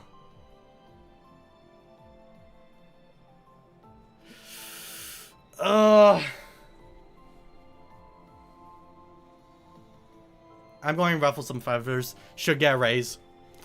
He is used in only 2 receptions. And then Project Moon decided to go out their way and nerf him. Nerf him. Crystal Atelier, his 2 swords, and his 1 counter die used to be a 2 cost. With slightly less good rolls. But it's a 2 cost. Which is huge. And Zelkanavia Workshop, which is his hatchet, used to have a counter die. I wish I was making this stuff up. But that used to be old Roland. He has the Black Silence passive, which is every 3 combat pages he uses gives plus 2 power to the 3rd page used. This can happen multiple times a turn. He has Battle Ready built into his kit as well, which is really strong. Wheels Industry hurts him because it's a 4 cost. And it does not get the Lies boost, which is a problem. Because Roland runs into the issue of very late game, if you're not doing Assassin Roland, is he runs out of light way too quickly. He only has 2 ways to restore his light with Zelkanova and his sword. I forget the long sword he uses to pull out. Those 2 are his only light restores, and that hurts him immensely. On top of him being singleton as well, means he isn't as consistent. Furioso is a great signature attack though. Everyone uses an Executioner. You should use it as a same way you use Zed in League. You set up someone to die. Because you inflict 3 fragile, 3 feeble down, something else, and 3 bind. All of which you can use to kill someone immediately. Book Workshop, yeah. But all that for... If his eco was better, I would put him up in Object d'Arte. But he's only used in the dueling. That's the problem. Project Moon did him dirty with cutting the game a lot shorter than they were supposed to. We were supposed to have more receptions. Anyone from the general reception were supposed to be main receptions. So him getting drafted at the end really hurts him. It's just a usability issue. That's really all it is. On top of him running out of steam. If he didn't run out of steam, he would be an Object d'Arte. But since he does run out of steam, I gotta put him lower. Go, quiet. Philippe. Object d'Arte. 5 bleed, I think. 2 bleed. It's 2 bleed. I messed up on that. Philippe. Very good key page. He gets Nevuro. All the blue ensemble members get Nevuro fabric, which is better grit. Well, less good grit, but it reduces damage and stagger damage by 1 to 2, which is really good. All of them get it as well. He's a speed 4 user. He gets Volatile Passion. So if the enemy has burn, which he's applying, I'm 90% sure he's applying the burn. I forget because Zhao and him overlap so much for me. He gets plus 1 to 2 power because you're usually attributing the other Philippe onto him. He then gets Rekindled Strike, which makes Blazing Strike usable. Because that reduces his curve down from a 4 cost and a 3 cost down to 0. So that's a free action whenever he feels like it. But yeah, good key page overall. And it's in the blue ensemble as well, where you get limited on page lock. It used to be the whole thing was page lock. So him showing up was a massive power boost. Eileen.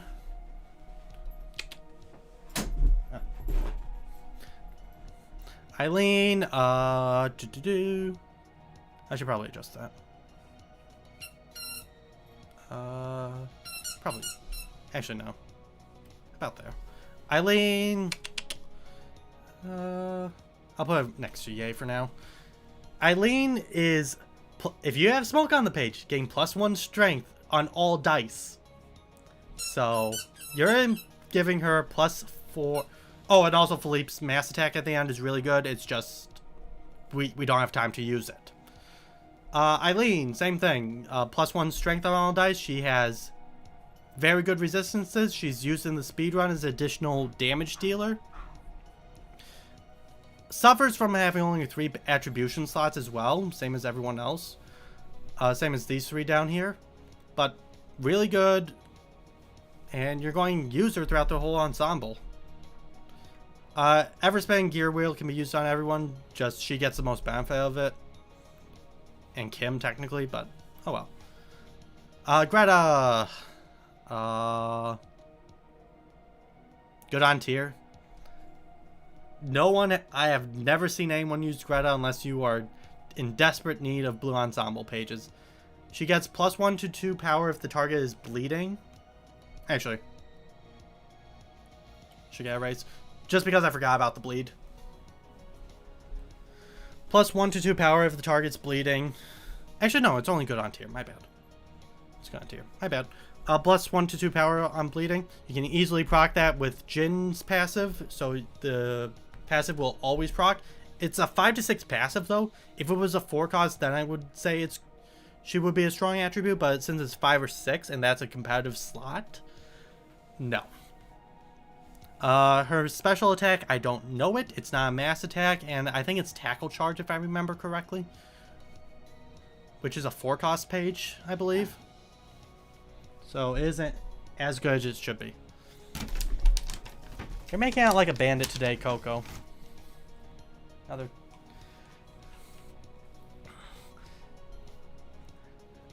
Bremen.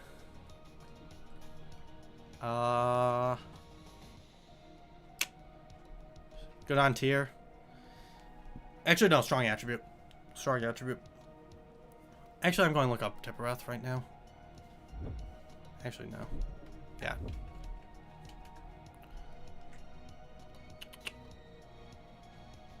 Because this is a part of the game I do not remember. Bremen's page player.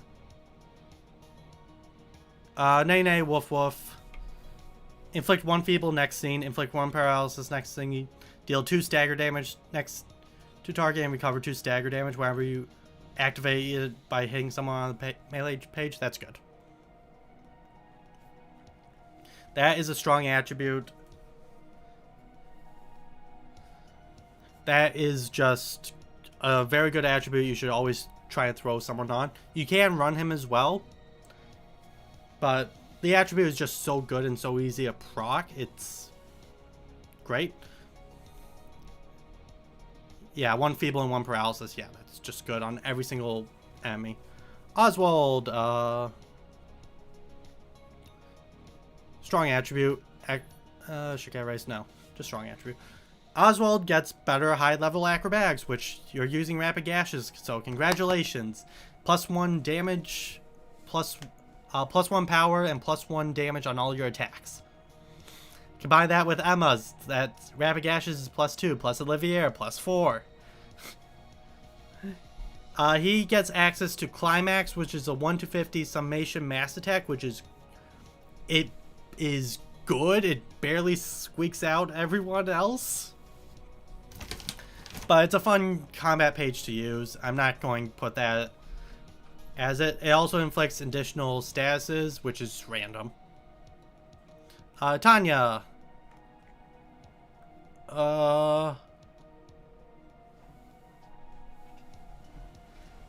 Tanya. I'm going to throw Tanya in Object d'Arte. This is very specific, though, because she is the main cornerstone of the protection strat. So what Maximum does for solo strats is the cactus strategy. Tanya takes it up to the next tier by having Guts as a passive, which is, if you would die, we gain 100 HP back and go again. Activates 1 time per reception, but that gives you enough time to get the cactus strategy sub, which you use Maximum's Overcharge, the Navarro Fabric, Grit, whatever else possible. And that way she's taking 0 damage, 0 stagger damage as well. And then she's inflicting all this from Malkuth's passives of Spores, Barrier of Thorns to sustain herself, and I forgot, and Ashes. And that will stack up the enemy's bleed and burn counter so much, and she can't die because of it. So, barely gets in. Guts is a really good passive as well, but it's an 8 cost, so you have to run her. Loop de Loop is Pitch Black Revengeance, my bad, is a good combat page. It's just you get it so late in the game, I'm not counting it. Puppeteer, OP attribute.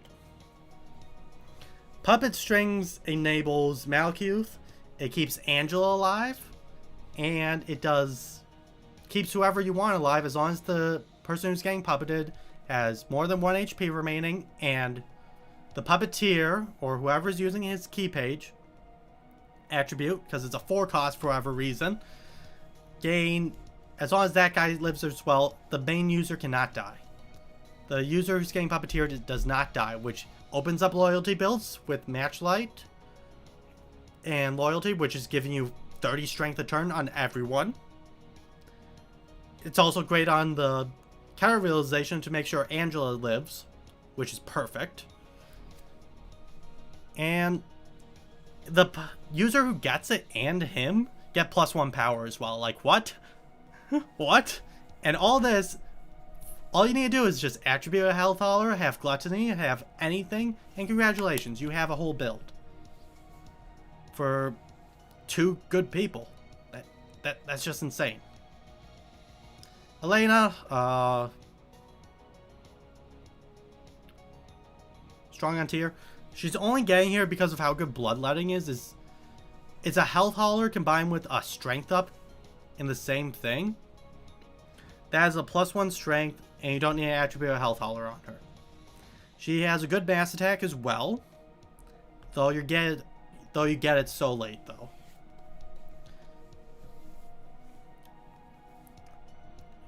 Maybe should be in good on tier or that, but Blood Fiending is so good. And you can't really attribute it because it's a 6 cost. I mean, you could, but there's other things to do. And you'd much rather build her up at that point. Pluto, question mark? I'll leave him in strong attribute, but Pluto is question mark. Actually, I'm going to just make question mark.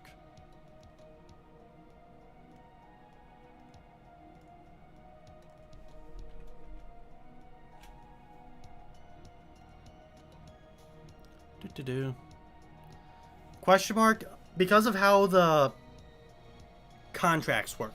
It's a 6 cost passive, and everyone gets random passives onto their hand. It's the same ones you get in the fight against him.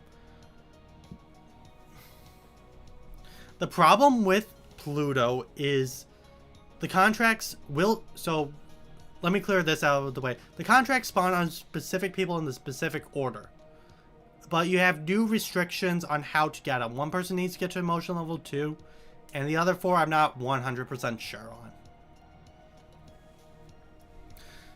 But they give you the same passives, which is the light one, the strength, the haste, and amplification, and the other one with the same drawbacks as well. If you build around it, the floor, you are able to use it well. The problem is, however, is if you mess up and the inability to, well, you can change contracts, you can throw contracts all around, but it just takes a while to get going. Like, this is more so a skill issue and player piloting issue than anything. If you build around it, this can be really good and is very strong, but it comes so late into the game. Why would you want to build around that, especially after counter realization and then destroy ensemble? That's all you have left to use it on. And mods. And mods. And then light... And the light one can kill you as well because of how light restore works. Argalia.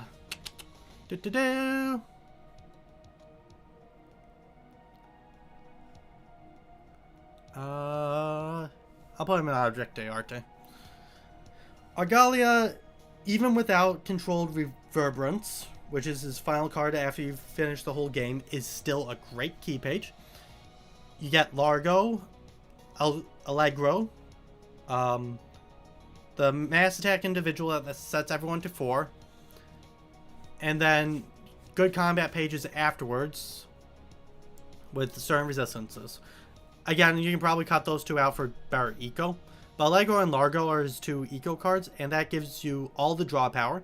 He gets a draw 2. He gets a 1 light restore. And you are doing pretty much everything. He gets the same passes as Roland. He gets the Battle Ready passive. He gets the blue reverberation, which makes him immune to range attacks, not the statuses though. If he gets statused by a range attack, he still gets afflicted by it, but he does not take stagger damage or damage from it. And the mass attack he gets after the whole game, plus control reverberance, is great.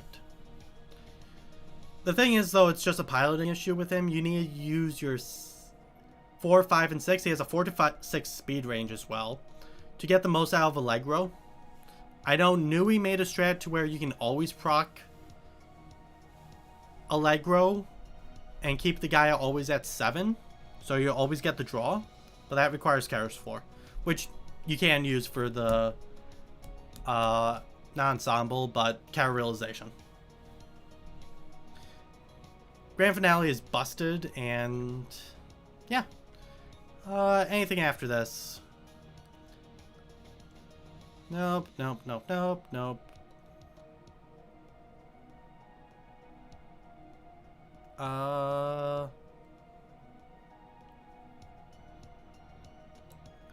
That looks good. First turn, Puppeteer, most OP, yep.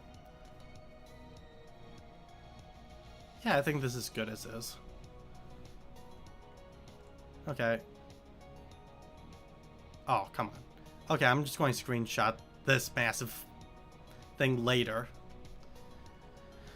Okay, that took an hour 40, Jesus Christ. Okay. Now for the E.G.O pages. Oh god. So, all the E.G.O Finn Keypage, bro. Yeah, Finn Keypage deserves to be in the dumpster. Should be higher, yes, but that'll be in Limbus Company. E.G.O pages. Or do I want to do Abno pages first? I'll do E.G.O pages first. I'll take the harder road to travel. So I'm doing this first, so this will explain all the E.G.Os over here, so I don't have to keep repeating myself. So, Object d'Arte, you're always taking this. What I'm looking at for this is how easy it is to use, how much impact it gives, and the bias on it. If something is hard to get, it will be points against them. If it doesn't work, it's in trash tier, which is home and... oh god, I forget what this one is. Eternal Rest. Eternal Rest is the butterflies going upwards. Eternal Rest does work. The problem is, though, instead of looking at the lowest HP of the unit, it looks at the highest character. So what that means is, if you're facing Xiao, for example, and she's at 600 HP, you're at 100 HP, she is the highest HP person, and you are no longer getting the buff from it until she gets under 100 HP. Once your guys are higher than all the other opponents, that's when the buff kicks on and you get the bonuses from it. If without that, though, it would be up here. Home does not work at all. At the start of each scene, number targets are placed on 3, 2, 2, 1, 1, and depending on who attacks who, you get increased damage up to 9. The problem is, however, library does not do that. The numbers on your side, there's individual numbers in between all that. You don't get anything. It's stuck at 0 permanently. So this is never proccing to start with. And even then, if you are proccing it, I think you can proc it on the first turn or occasionally. Even without that, even if the numbers did work, you have no clue which one's 1, 2, or 3. And then you have a speed issue as well on top of that. So you don't even know where everything is going. I'm going to do everything in order. So first one up is Bina, Eternally Lit Lamp. I'm going to throw this over here. Eternally Lit Lamp. I don't know how I want to do this. Hold on, let me just throw everything up first.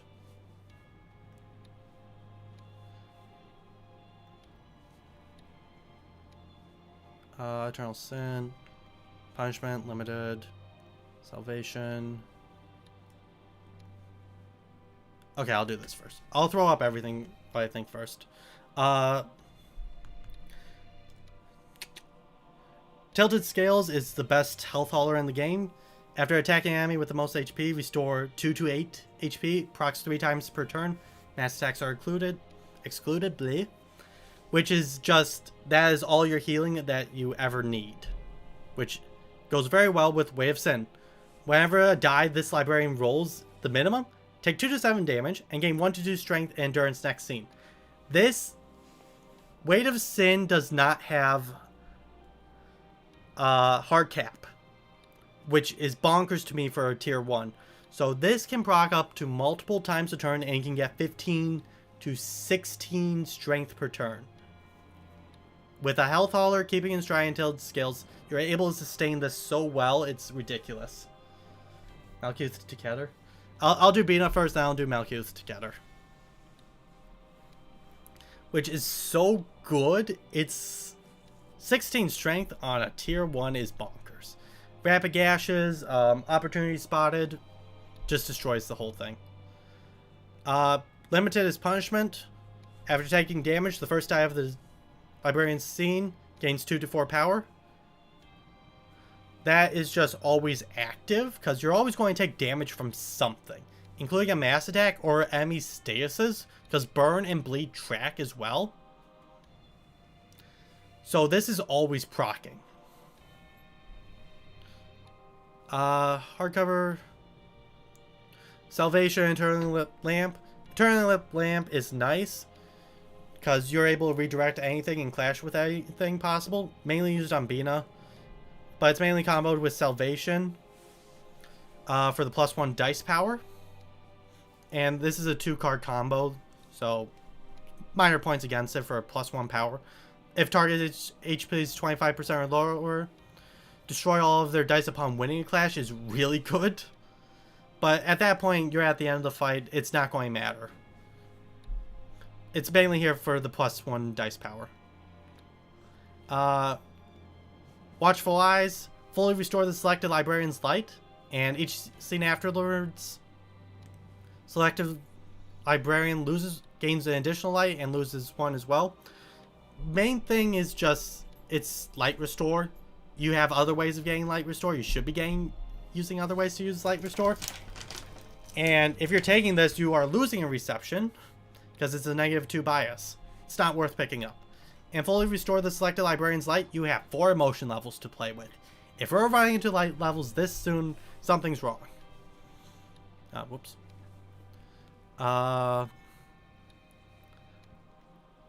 It is useful in case you do mess up on emotion levels, so that is good though. Punishing Beak. Librarian's attack deal bonus damage equal to the number of scenes that pass without the librarian taking damage from attacks. Max 10. This is per attack. If you make a whole build around this, this is really good. You can do a lot of damage, but as soon as you take damage though, it does reset. Actually, I'm going to bump it up a tier. This also includes self damage as well. So any damage you take will be used against it. You have to make a certain build for it, and even then, it's a lot to manage. Not worth it. Small flutters. Invade dice gain 1 to 2 power. Upon winning a clash using evade dice, the next offensive dice gain 1 to 2 power. Retaliate in abnormality form. Evades are just not used as much as they should be. So, because of evade dice being so weak, it goes down here. Oh, it's all... Oh my god, this is a mess. Let me finish up with B now. I'm going to start... Actually, I'm going to have to go in complete order. Loyalty. Loyalty. If I see something from Malkuth, I'll put it up immediately. Limited. Oh, I don't understand how they did this for the structure of things. This is a bad one.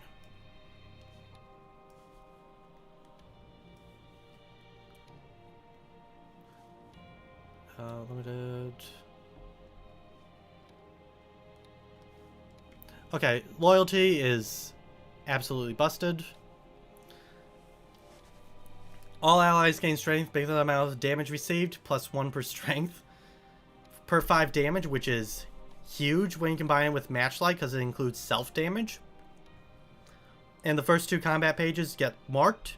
And whenever you play, you gain 1 Ember, which increases your max roll of the range by 1 up to the Ember stack. This becomes so insane where you're taking about 100 damage a turn if you wait long enough. But it's just so busted. You see everyone with 30 strength and it's like, oh, we lose now. The only thing is it takes forever to set up. Once you get a loyalty, you're already winning the reception, and this is just the cherry on top. Spores and ashes. When hit, inflict 1 to 3 burn and 1 to 3 bleed, and 1 to 3 burn plus the additional burn damage.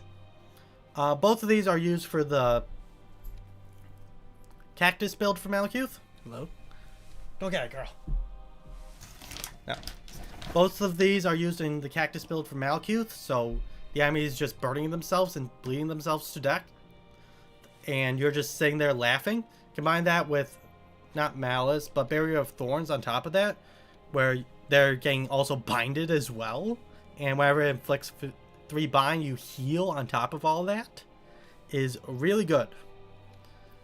It's just a pain in the butt to set up, but when it is set up, it's really strong. And you can do other stuff on...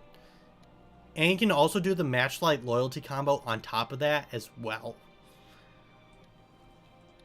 Which is really good. You can run both of these at the same time. Matchlight also has an additional usage of... This only triggers during when you're clashing against someone. If it's a one-sided attack, it will...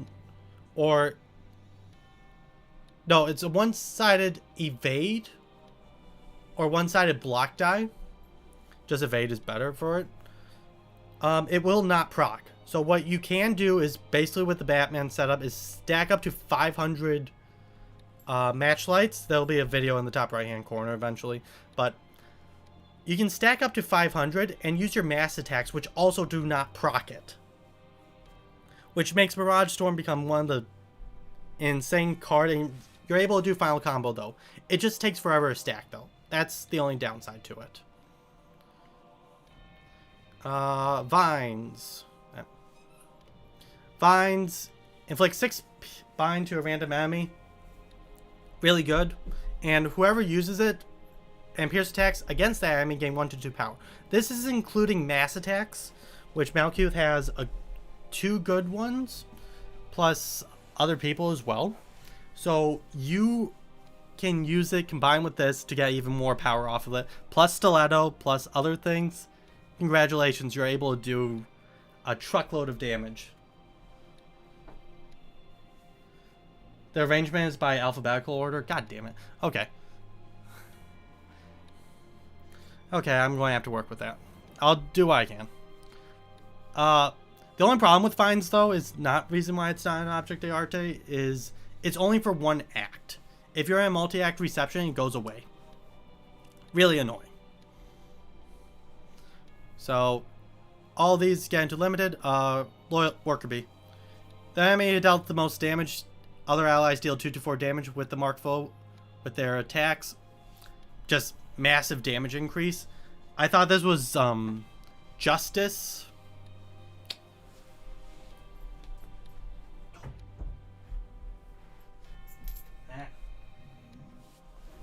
Labby back on lap.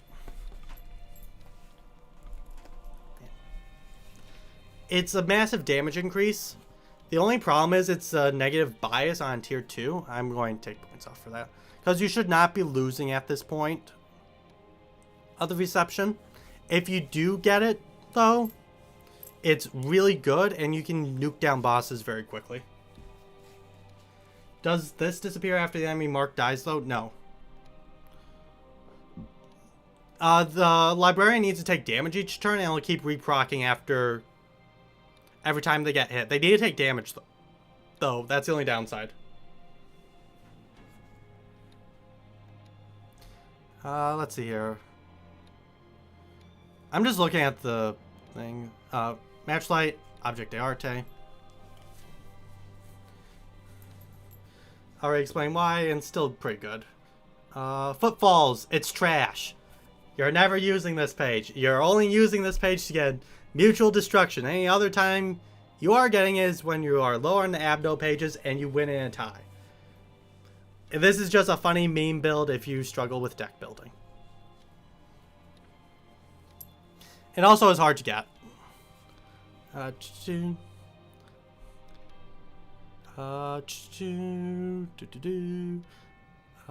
Gluttony, Object d'Arte. Health Hauler, which is very easy to activate, also activates on mass attacks as well, which gets rather ridiculous for a full heal. Let's see here, what else?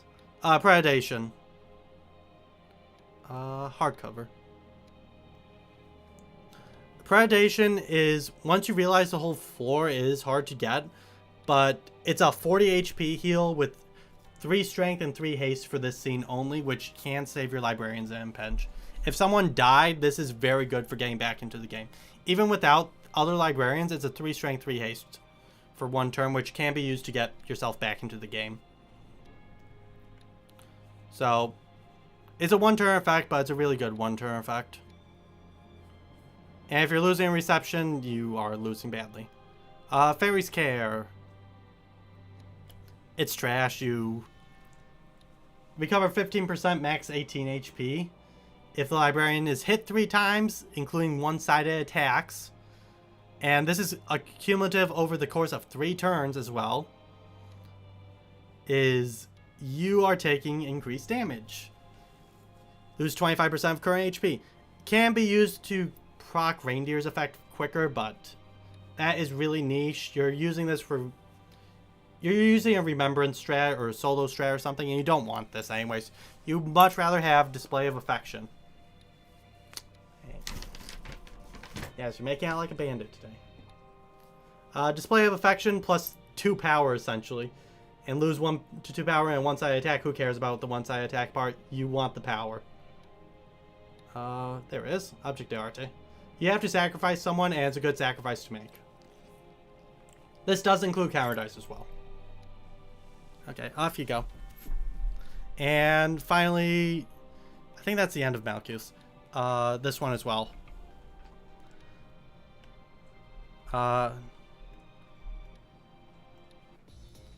I get Malchus one. Wow. Nostalgic embrace of the old days. Upon winning a clash, deal bonus stagger damage equal to the dice value at a 20% chance. Clashing against the same target multiple times will increase the likelihood. The second part is, I believe it's 20% or 30% increase per each time, and this can activate during the same dice. This is based off the dice. This is not based off the combat page. So this can deal a truckload of stagger damage, and you're just clashing against anyone. In the solo strat against Philippe, I finished his second phase within 2 turns because of this card. Really good. Footfall murders Eugen. Yeah, you're right about that. because she's under 25%. I think that's all for Malkuth. Yeah, if I see another... Oh, that was Happy Memories. Oh. Happy Memories, Object d'Arte tier as well. All the teddy bears are Object d'Arte, let's be real here. Happy Memories, reduce the most expensive card in hand by 1. Congratulations, you can spam any 4 cost, 5 cost, or 3 cost page you want. Even if you only have 1 copy of it, it just fixes your hand so easily. Just an amazing card, just... All 3 of the teddy bears are just great. Malice is the only stinker, which is deal inverse damage, which... Why? Are we doing a pacifist build? No. But everything else is very good. The problem with Malkuth, though, is it just takes a while to get set up. That's the only downside to her. Okay, now for good old E.G.O. And of course, I find this one first. Unchained Wrath. Oh boy, let's talk about that. Blunt dice gain 1 to 3 power. Speed is fixed at 1. Speed is fixed at 1 is a lie. You take 100 bind to yourself. If you ever get 101 haste, you will get 2 speed. But that's not the case. Anywho, blunt dice gain 1 to 3 power.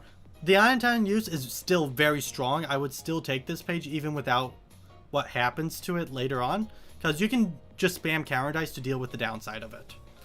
What gets busted, however, is with the strongest is you get Miungus. You get plus 5 power on everything. All your speed dice become infinity because every single speed is at 1. So you get infinite speed off of this, and you go around punching people so hard it kills everything. And you get 4 speed dice. Miungus does not work on counter dice, but you just become a main tank nuke. It doesn't even matter. So yeah, without Miungus, I would put it in limited, but with it, Object d'Arte, no question. Metallic Ringing, Object d'Arte. Inflict 1 blind and paralysis whenever you use a mass attack. Not mass attack, blunt attack. Bleh. Holy cow, that is... Once you get 3 onto someone, congratulations. They are now inflicted so badly they can't do anything. You win. Congratulations. That's your whole game plan. Violence. Yeah, violence is here. I'll leave it in hardcover, because it does have a -2 bias. What violence does is increase your roll range by 4. So minimum roll range is decreased by 1. Maximum roll range is increased by 3. This is essentially plus 2 strength. And this goes through all power null, which is really good. The problem with it, though, is you're gaining a lot less emotion coins from it, which can... Most people won't see it, because in gameplay you're moving so fast, but you're clashing with everything and everyone. It doesn't matter about the downside. Occasionally this will cost you lose a clash or 2, but most of the time it's just a increased strength gain.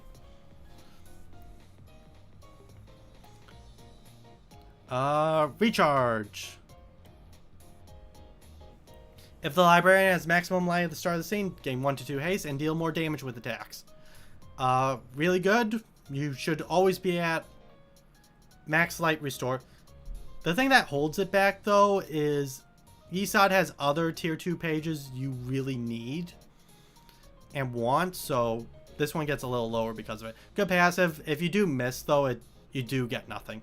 However, Repetitive Power Recognition fixes that, which is wherever you win every 3 clashes, restore 1 light and gain 1 to 2 haste. Like, what? Hello? That is E.G.O on everything. And it's easy to get because it's positive. As long as you're not doing a negative strat, you are always getting this, and you don't have to worry about light restore for that person. Which is really strong. And then finally, there is... They don't have clean on here.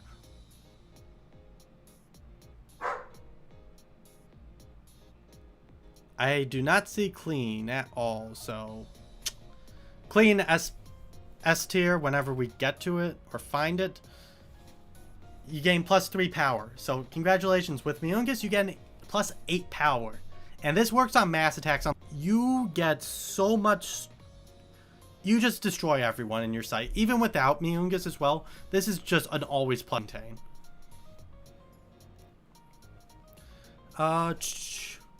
Music. Limited. Musical addiction, hardcover, rhythm, object arte. Okay, music. All characters deal 4 to 8 damage with attacks and deal 4 to 8 stagger damage as well. Whenever an ally defeats enemy, they recover 15 HP and stagger resistance. This is for everyone on E.G.O's floor. So, this is only good in group E.G.O.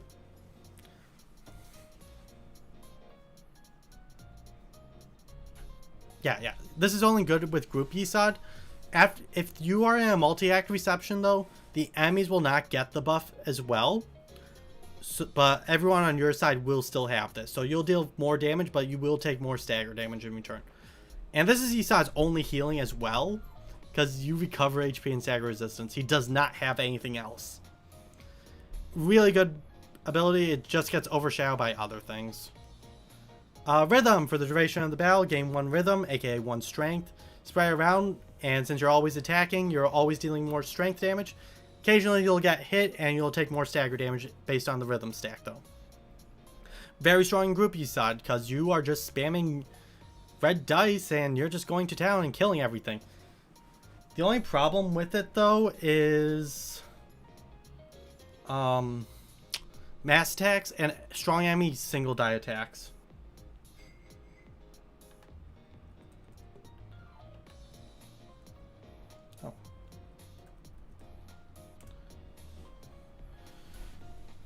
Because if you get damaged at all, you are really taking a lot of stagger damage. However, that is rare. You should be running Mind Hauler on everyone, and you should be able to get away with it no problem. Musical addiction is just hard to get. That's all it is. Okay, chat's still working.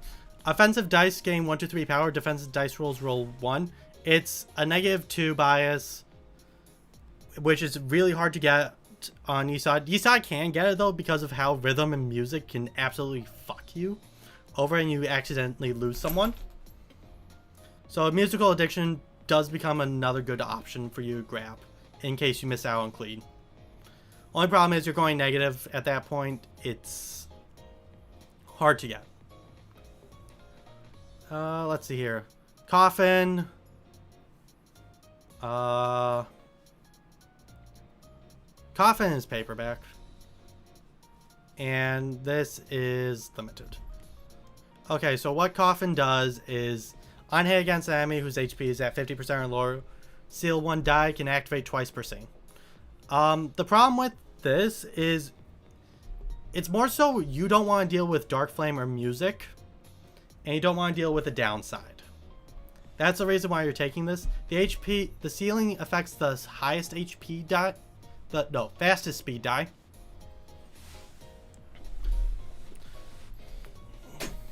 And whenever the fastest speed die is sealed, you're able to redirect easier. However, everyone has multiple speed dice, and the most damaging attacks will always be played first.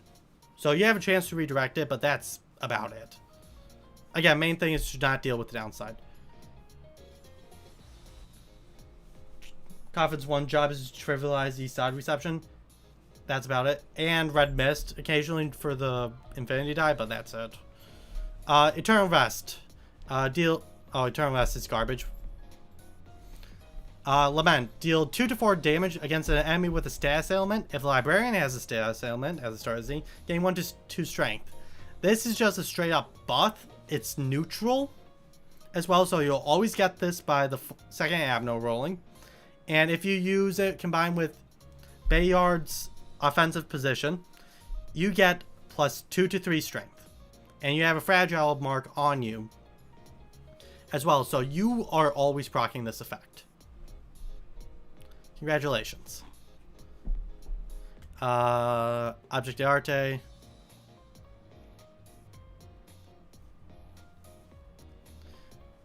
Request is busted.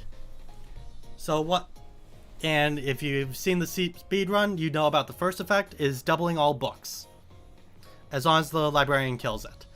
What becomes even more busted is when the selected librarian marks someone, they deal additional damage to it, and if they stagger the if they kill them, they restore all their stagger resists as well. And this is a full restore. Like, what? This is not fair. This is not balanced. This should be a tier 2 page. This should not be a tier 1 page, but it's a tier 1 page, so I gotta give it to it. 7th bullet is garbage. Okay, I take that back. It's okay. But it's just, you have musical addiction and you have other things you would rather grab. Also Train Wrath as well. 7th bullet, deal 1 to 7 damage with offensive dice. When offensive die draws or loses in a clash, deal damage equal to the dice value. That effect rarely ever happens. You're not going to use it. Every 7th melee redirects to a random character, including allies. Main thing is, if you are clashing against someone and you are no longer clashing at that point, and that will kill you, will give you a lot of damage. Actually, I'm going to just throw it up to paperback. Just because the damage is so good. And Eastside would like more damage as well. Now for the stupid one. 7th bullet, you really don't want to take it all. It's just there. It's nice flavor. I love the visual effects of it. Dark Flame. Swap everyone's resistances. And gain 1 to 2 haste and 2 to 4 strength each scene. If it stopped at the first effect, this would be a great tier 3 page. But it gives you more haste and strength on your fastest fucking character. And you are now dealing even more damage. Like, what? You are now blitzing everyone and making sure everyone dies in one turn, and why the speedrun even exists. This page is overbusted, overtuned, and this should be a tier 4 page. If I could make it a tier 4 page, I would. This is why Project Moon is not allowed to balance their games at all and should just go full bullshit mode. Fun page, but after doing the speedrun so much, I hate this page so damn much. I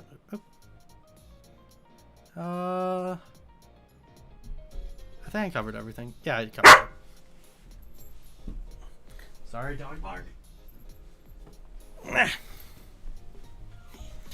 Okay, let's do Hot next. I think it's Hot next.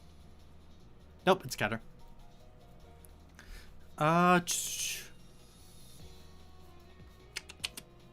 Hard.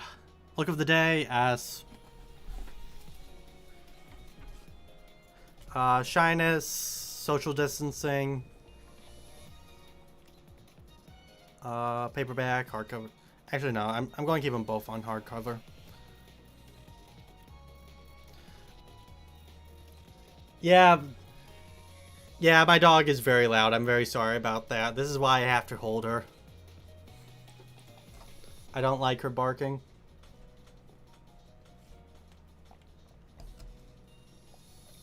Yeah, she does this randomly. This is why I don't really like bumping up my volume too much. Okay, so, Coco. And she has a long tail as well, so that knocked over my mouse. Look of the day. Gain 2 strength and endurance for all your dice types. Congratulations. Need I say more? If you have trouble hitting this, please get the mod for it and save some time. Mood check day. Anything else about it? This is just, and it's neutral. It's neutral as well. So you're always getting this page no matter what, which is bonkers to me. Social distancing. Black dice gain 1 to 2 power. Deal 2 to 7 damage on deflect. And shyness is for the number of defensive dice. Your black dice gain more power for the number of defensive dice on the game. There, at most, is a +2 power gain for this. But with all 3 of these combined, HOD can boost black dice up to 8. The only problem is black dice are just used for deflects unless you're Hakma. Hakma, who doubles it and deals damage off of it. These are both good though, just to get if you want to use a blocker unit, but you would much rather use other things as well. I think someone used it for a Greta solo one time, but they had I think it was R5. R5 used performance to get it off and used all this for a +8 dice power to deal with Greta.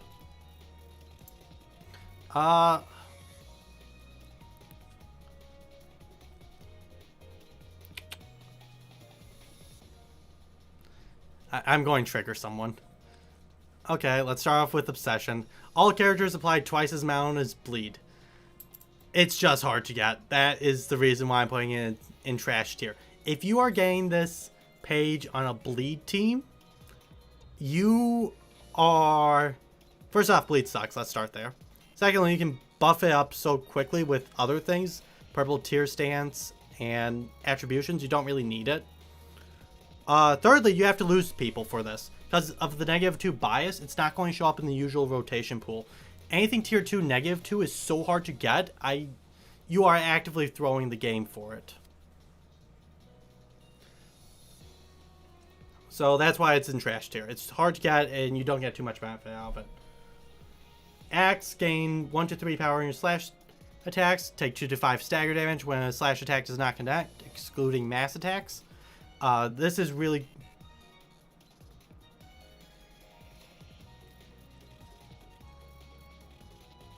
If it wasn't so hard to get, it would be so fun to use, yes.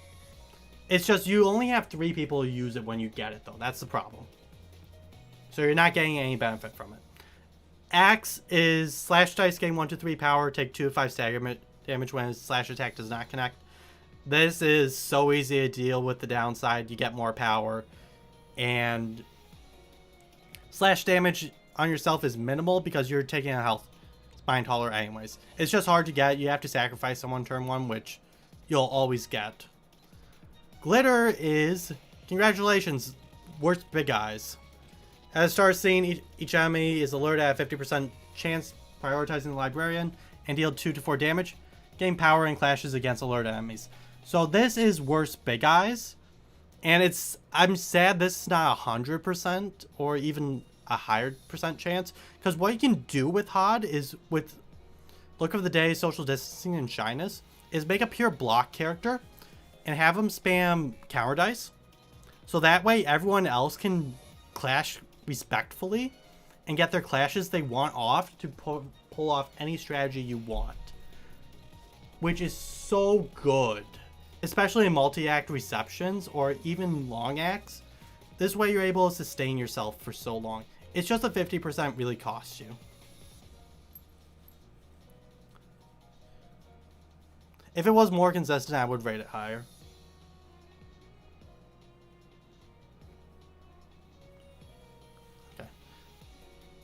Okay, Cocoon, S+, Alertness, S+, Meal. Hello. Cocoon, on hit, if the dice rolled maximum, inflict 1 to 2 paralysis, bind, and fragile next scene.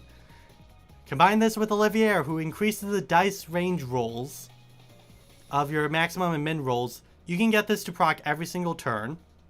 And even without that tech, you can do... This is just always passive. It's always good. You're always going to be playing this. And you can kill Greta this way as well, because you inflict so much fragile, you kill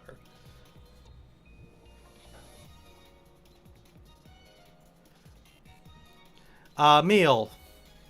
Meal is on hit against a stagger enemy, all allies recover 2 to 4 HP. This came up in no attribution run, but everywhere else you have so many ways of recovering HP, this doesn't matter. It's a good... You get back up quickly. Alertness. Enemies lose 1 power in clashes against selected librarian. So congratulations, +1 power. Upon winning a clash, inflict 1 bind and fragile next scene. So you have 2 attributions that inflict so much fragile, where you are just walking up to someone and 2-tapping them. It's just that good. 50% chance sucks, but it's like whatever. These 2 are just so good. Combine that with Gooey Waste, with upon winning a clash, inflict 1 bind, fragile, bleed, and paralysis to all enemies next scene. If we're losing clashes on Hod's floor, what is going wrong here? Like, seriously, what's going on here? So, gooey waste. I see the rest of Hod's now. Nelbane, Niche, Well-Worn Apostle, Loving Family, gain 6 protection, and lose a stack each turn. This is very niche. I think it came up one time in... fuck. It's very niche if you need to keep someone alive, but at that point, you are already happens. Well-Worn Parcel, gain 2 to 3 speed. When hit, nullify the damage at a 30% chance and return double the amount back to the attackers. Matter, because you're rarely getting hit. So I did have it proc one time and it was rather funny, but that was like a joke recording. And it did like 60 stagger damage onto an index proxy, which was hilarious. It's just Gooey Waste outperforms these two so much. Like, it's why bother with these? There's no point in using them. Finally, Fiend, Friend, Funny Prank, Surprise Gift. Surprise Gift works. Fine Prank, I'll leave it there. Okay, so the first opponent to clash against whoever the Librarian clashes against gains Gifty. Whenever other people clash into it, and not the main person who got the Abno page, at a 40% chance, deal 2 damage and inflict 2 bleed next scene. And reproc it whenever possible. This is just deal more damage onto the target, and it's true damage. Yeah. And it's true damage at that. The bleed is nice for helping you stop kills, though. It's just killing Greta faster, that's why it's in the niche. Friend, sneak a friend onto the page, gain 2 to 4 power, if not used, to deal 2 to 7 damage. This is just free power. You can actually ignore the second effect, because you have a health hauler running, you're okay. It's usually alertness and friend are the two you will take tier 2. It just kind of sucks that HUD's tiers 2s are kind of mid. These are like the only 2 good ones. And Funny Prank, first die of any combat page the Librarian plays will always roll either min or max, take 2 to 7 damage if min. More so it's the min damage. You are taking damage, you're most likely losing the clash as well, and then you're taking even more damage on top of that, which is basically saying this guy's going to die at some point. The main one is Eugen's page with oh god, the Boundary of Death, which you can get up to 50 and get this at a 50-50 chance, but I'm going to just throw it down here. You're most likely, whoever gets this is dying at some point. I have never seen this work fast enough to be able to heal yourself. Even with all the HP buffs, you still take too much damage. Okay, that's hot done. Yeah, that's hot done. Okay, time for...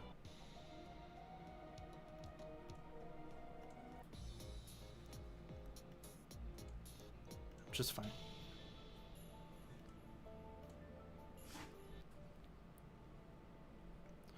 I just want something different. Okay, let's do that sack. I don't think I have Netsack's theme on this. Tentacles, incomprehensible. Yeah.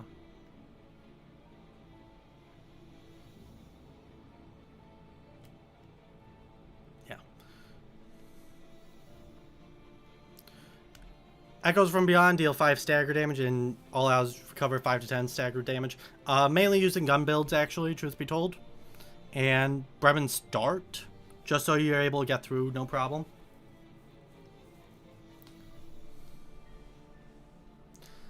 Main problem with Echoes of Beyond, it's a one-time use. That's it. Tentacles on a successful pierce attack reduce max stagger resistance by 5%. Really good effect. It's just not too many enemies have that H stagger threshold bar. I think Bremen and E.G.O are the only two I can think of that this really comes into effect. Outside of that, not a whole lot uses it. Incomprehensible is Netzak's best card, though.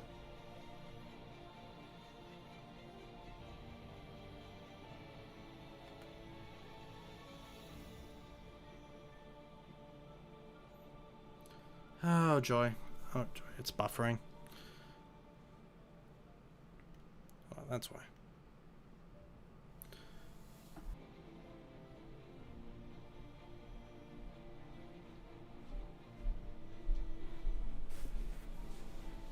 Oh, joy. Hold on.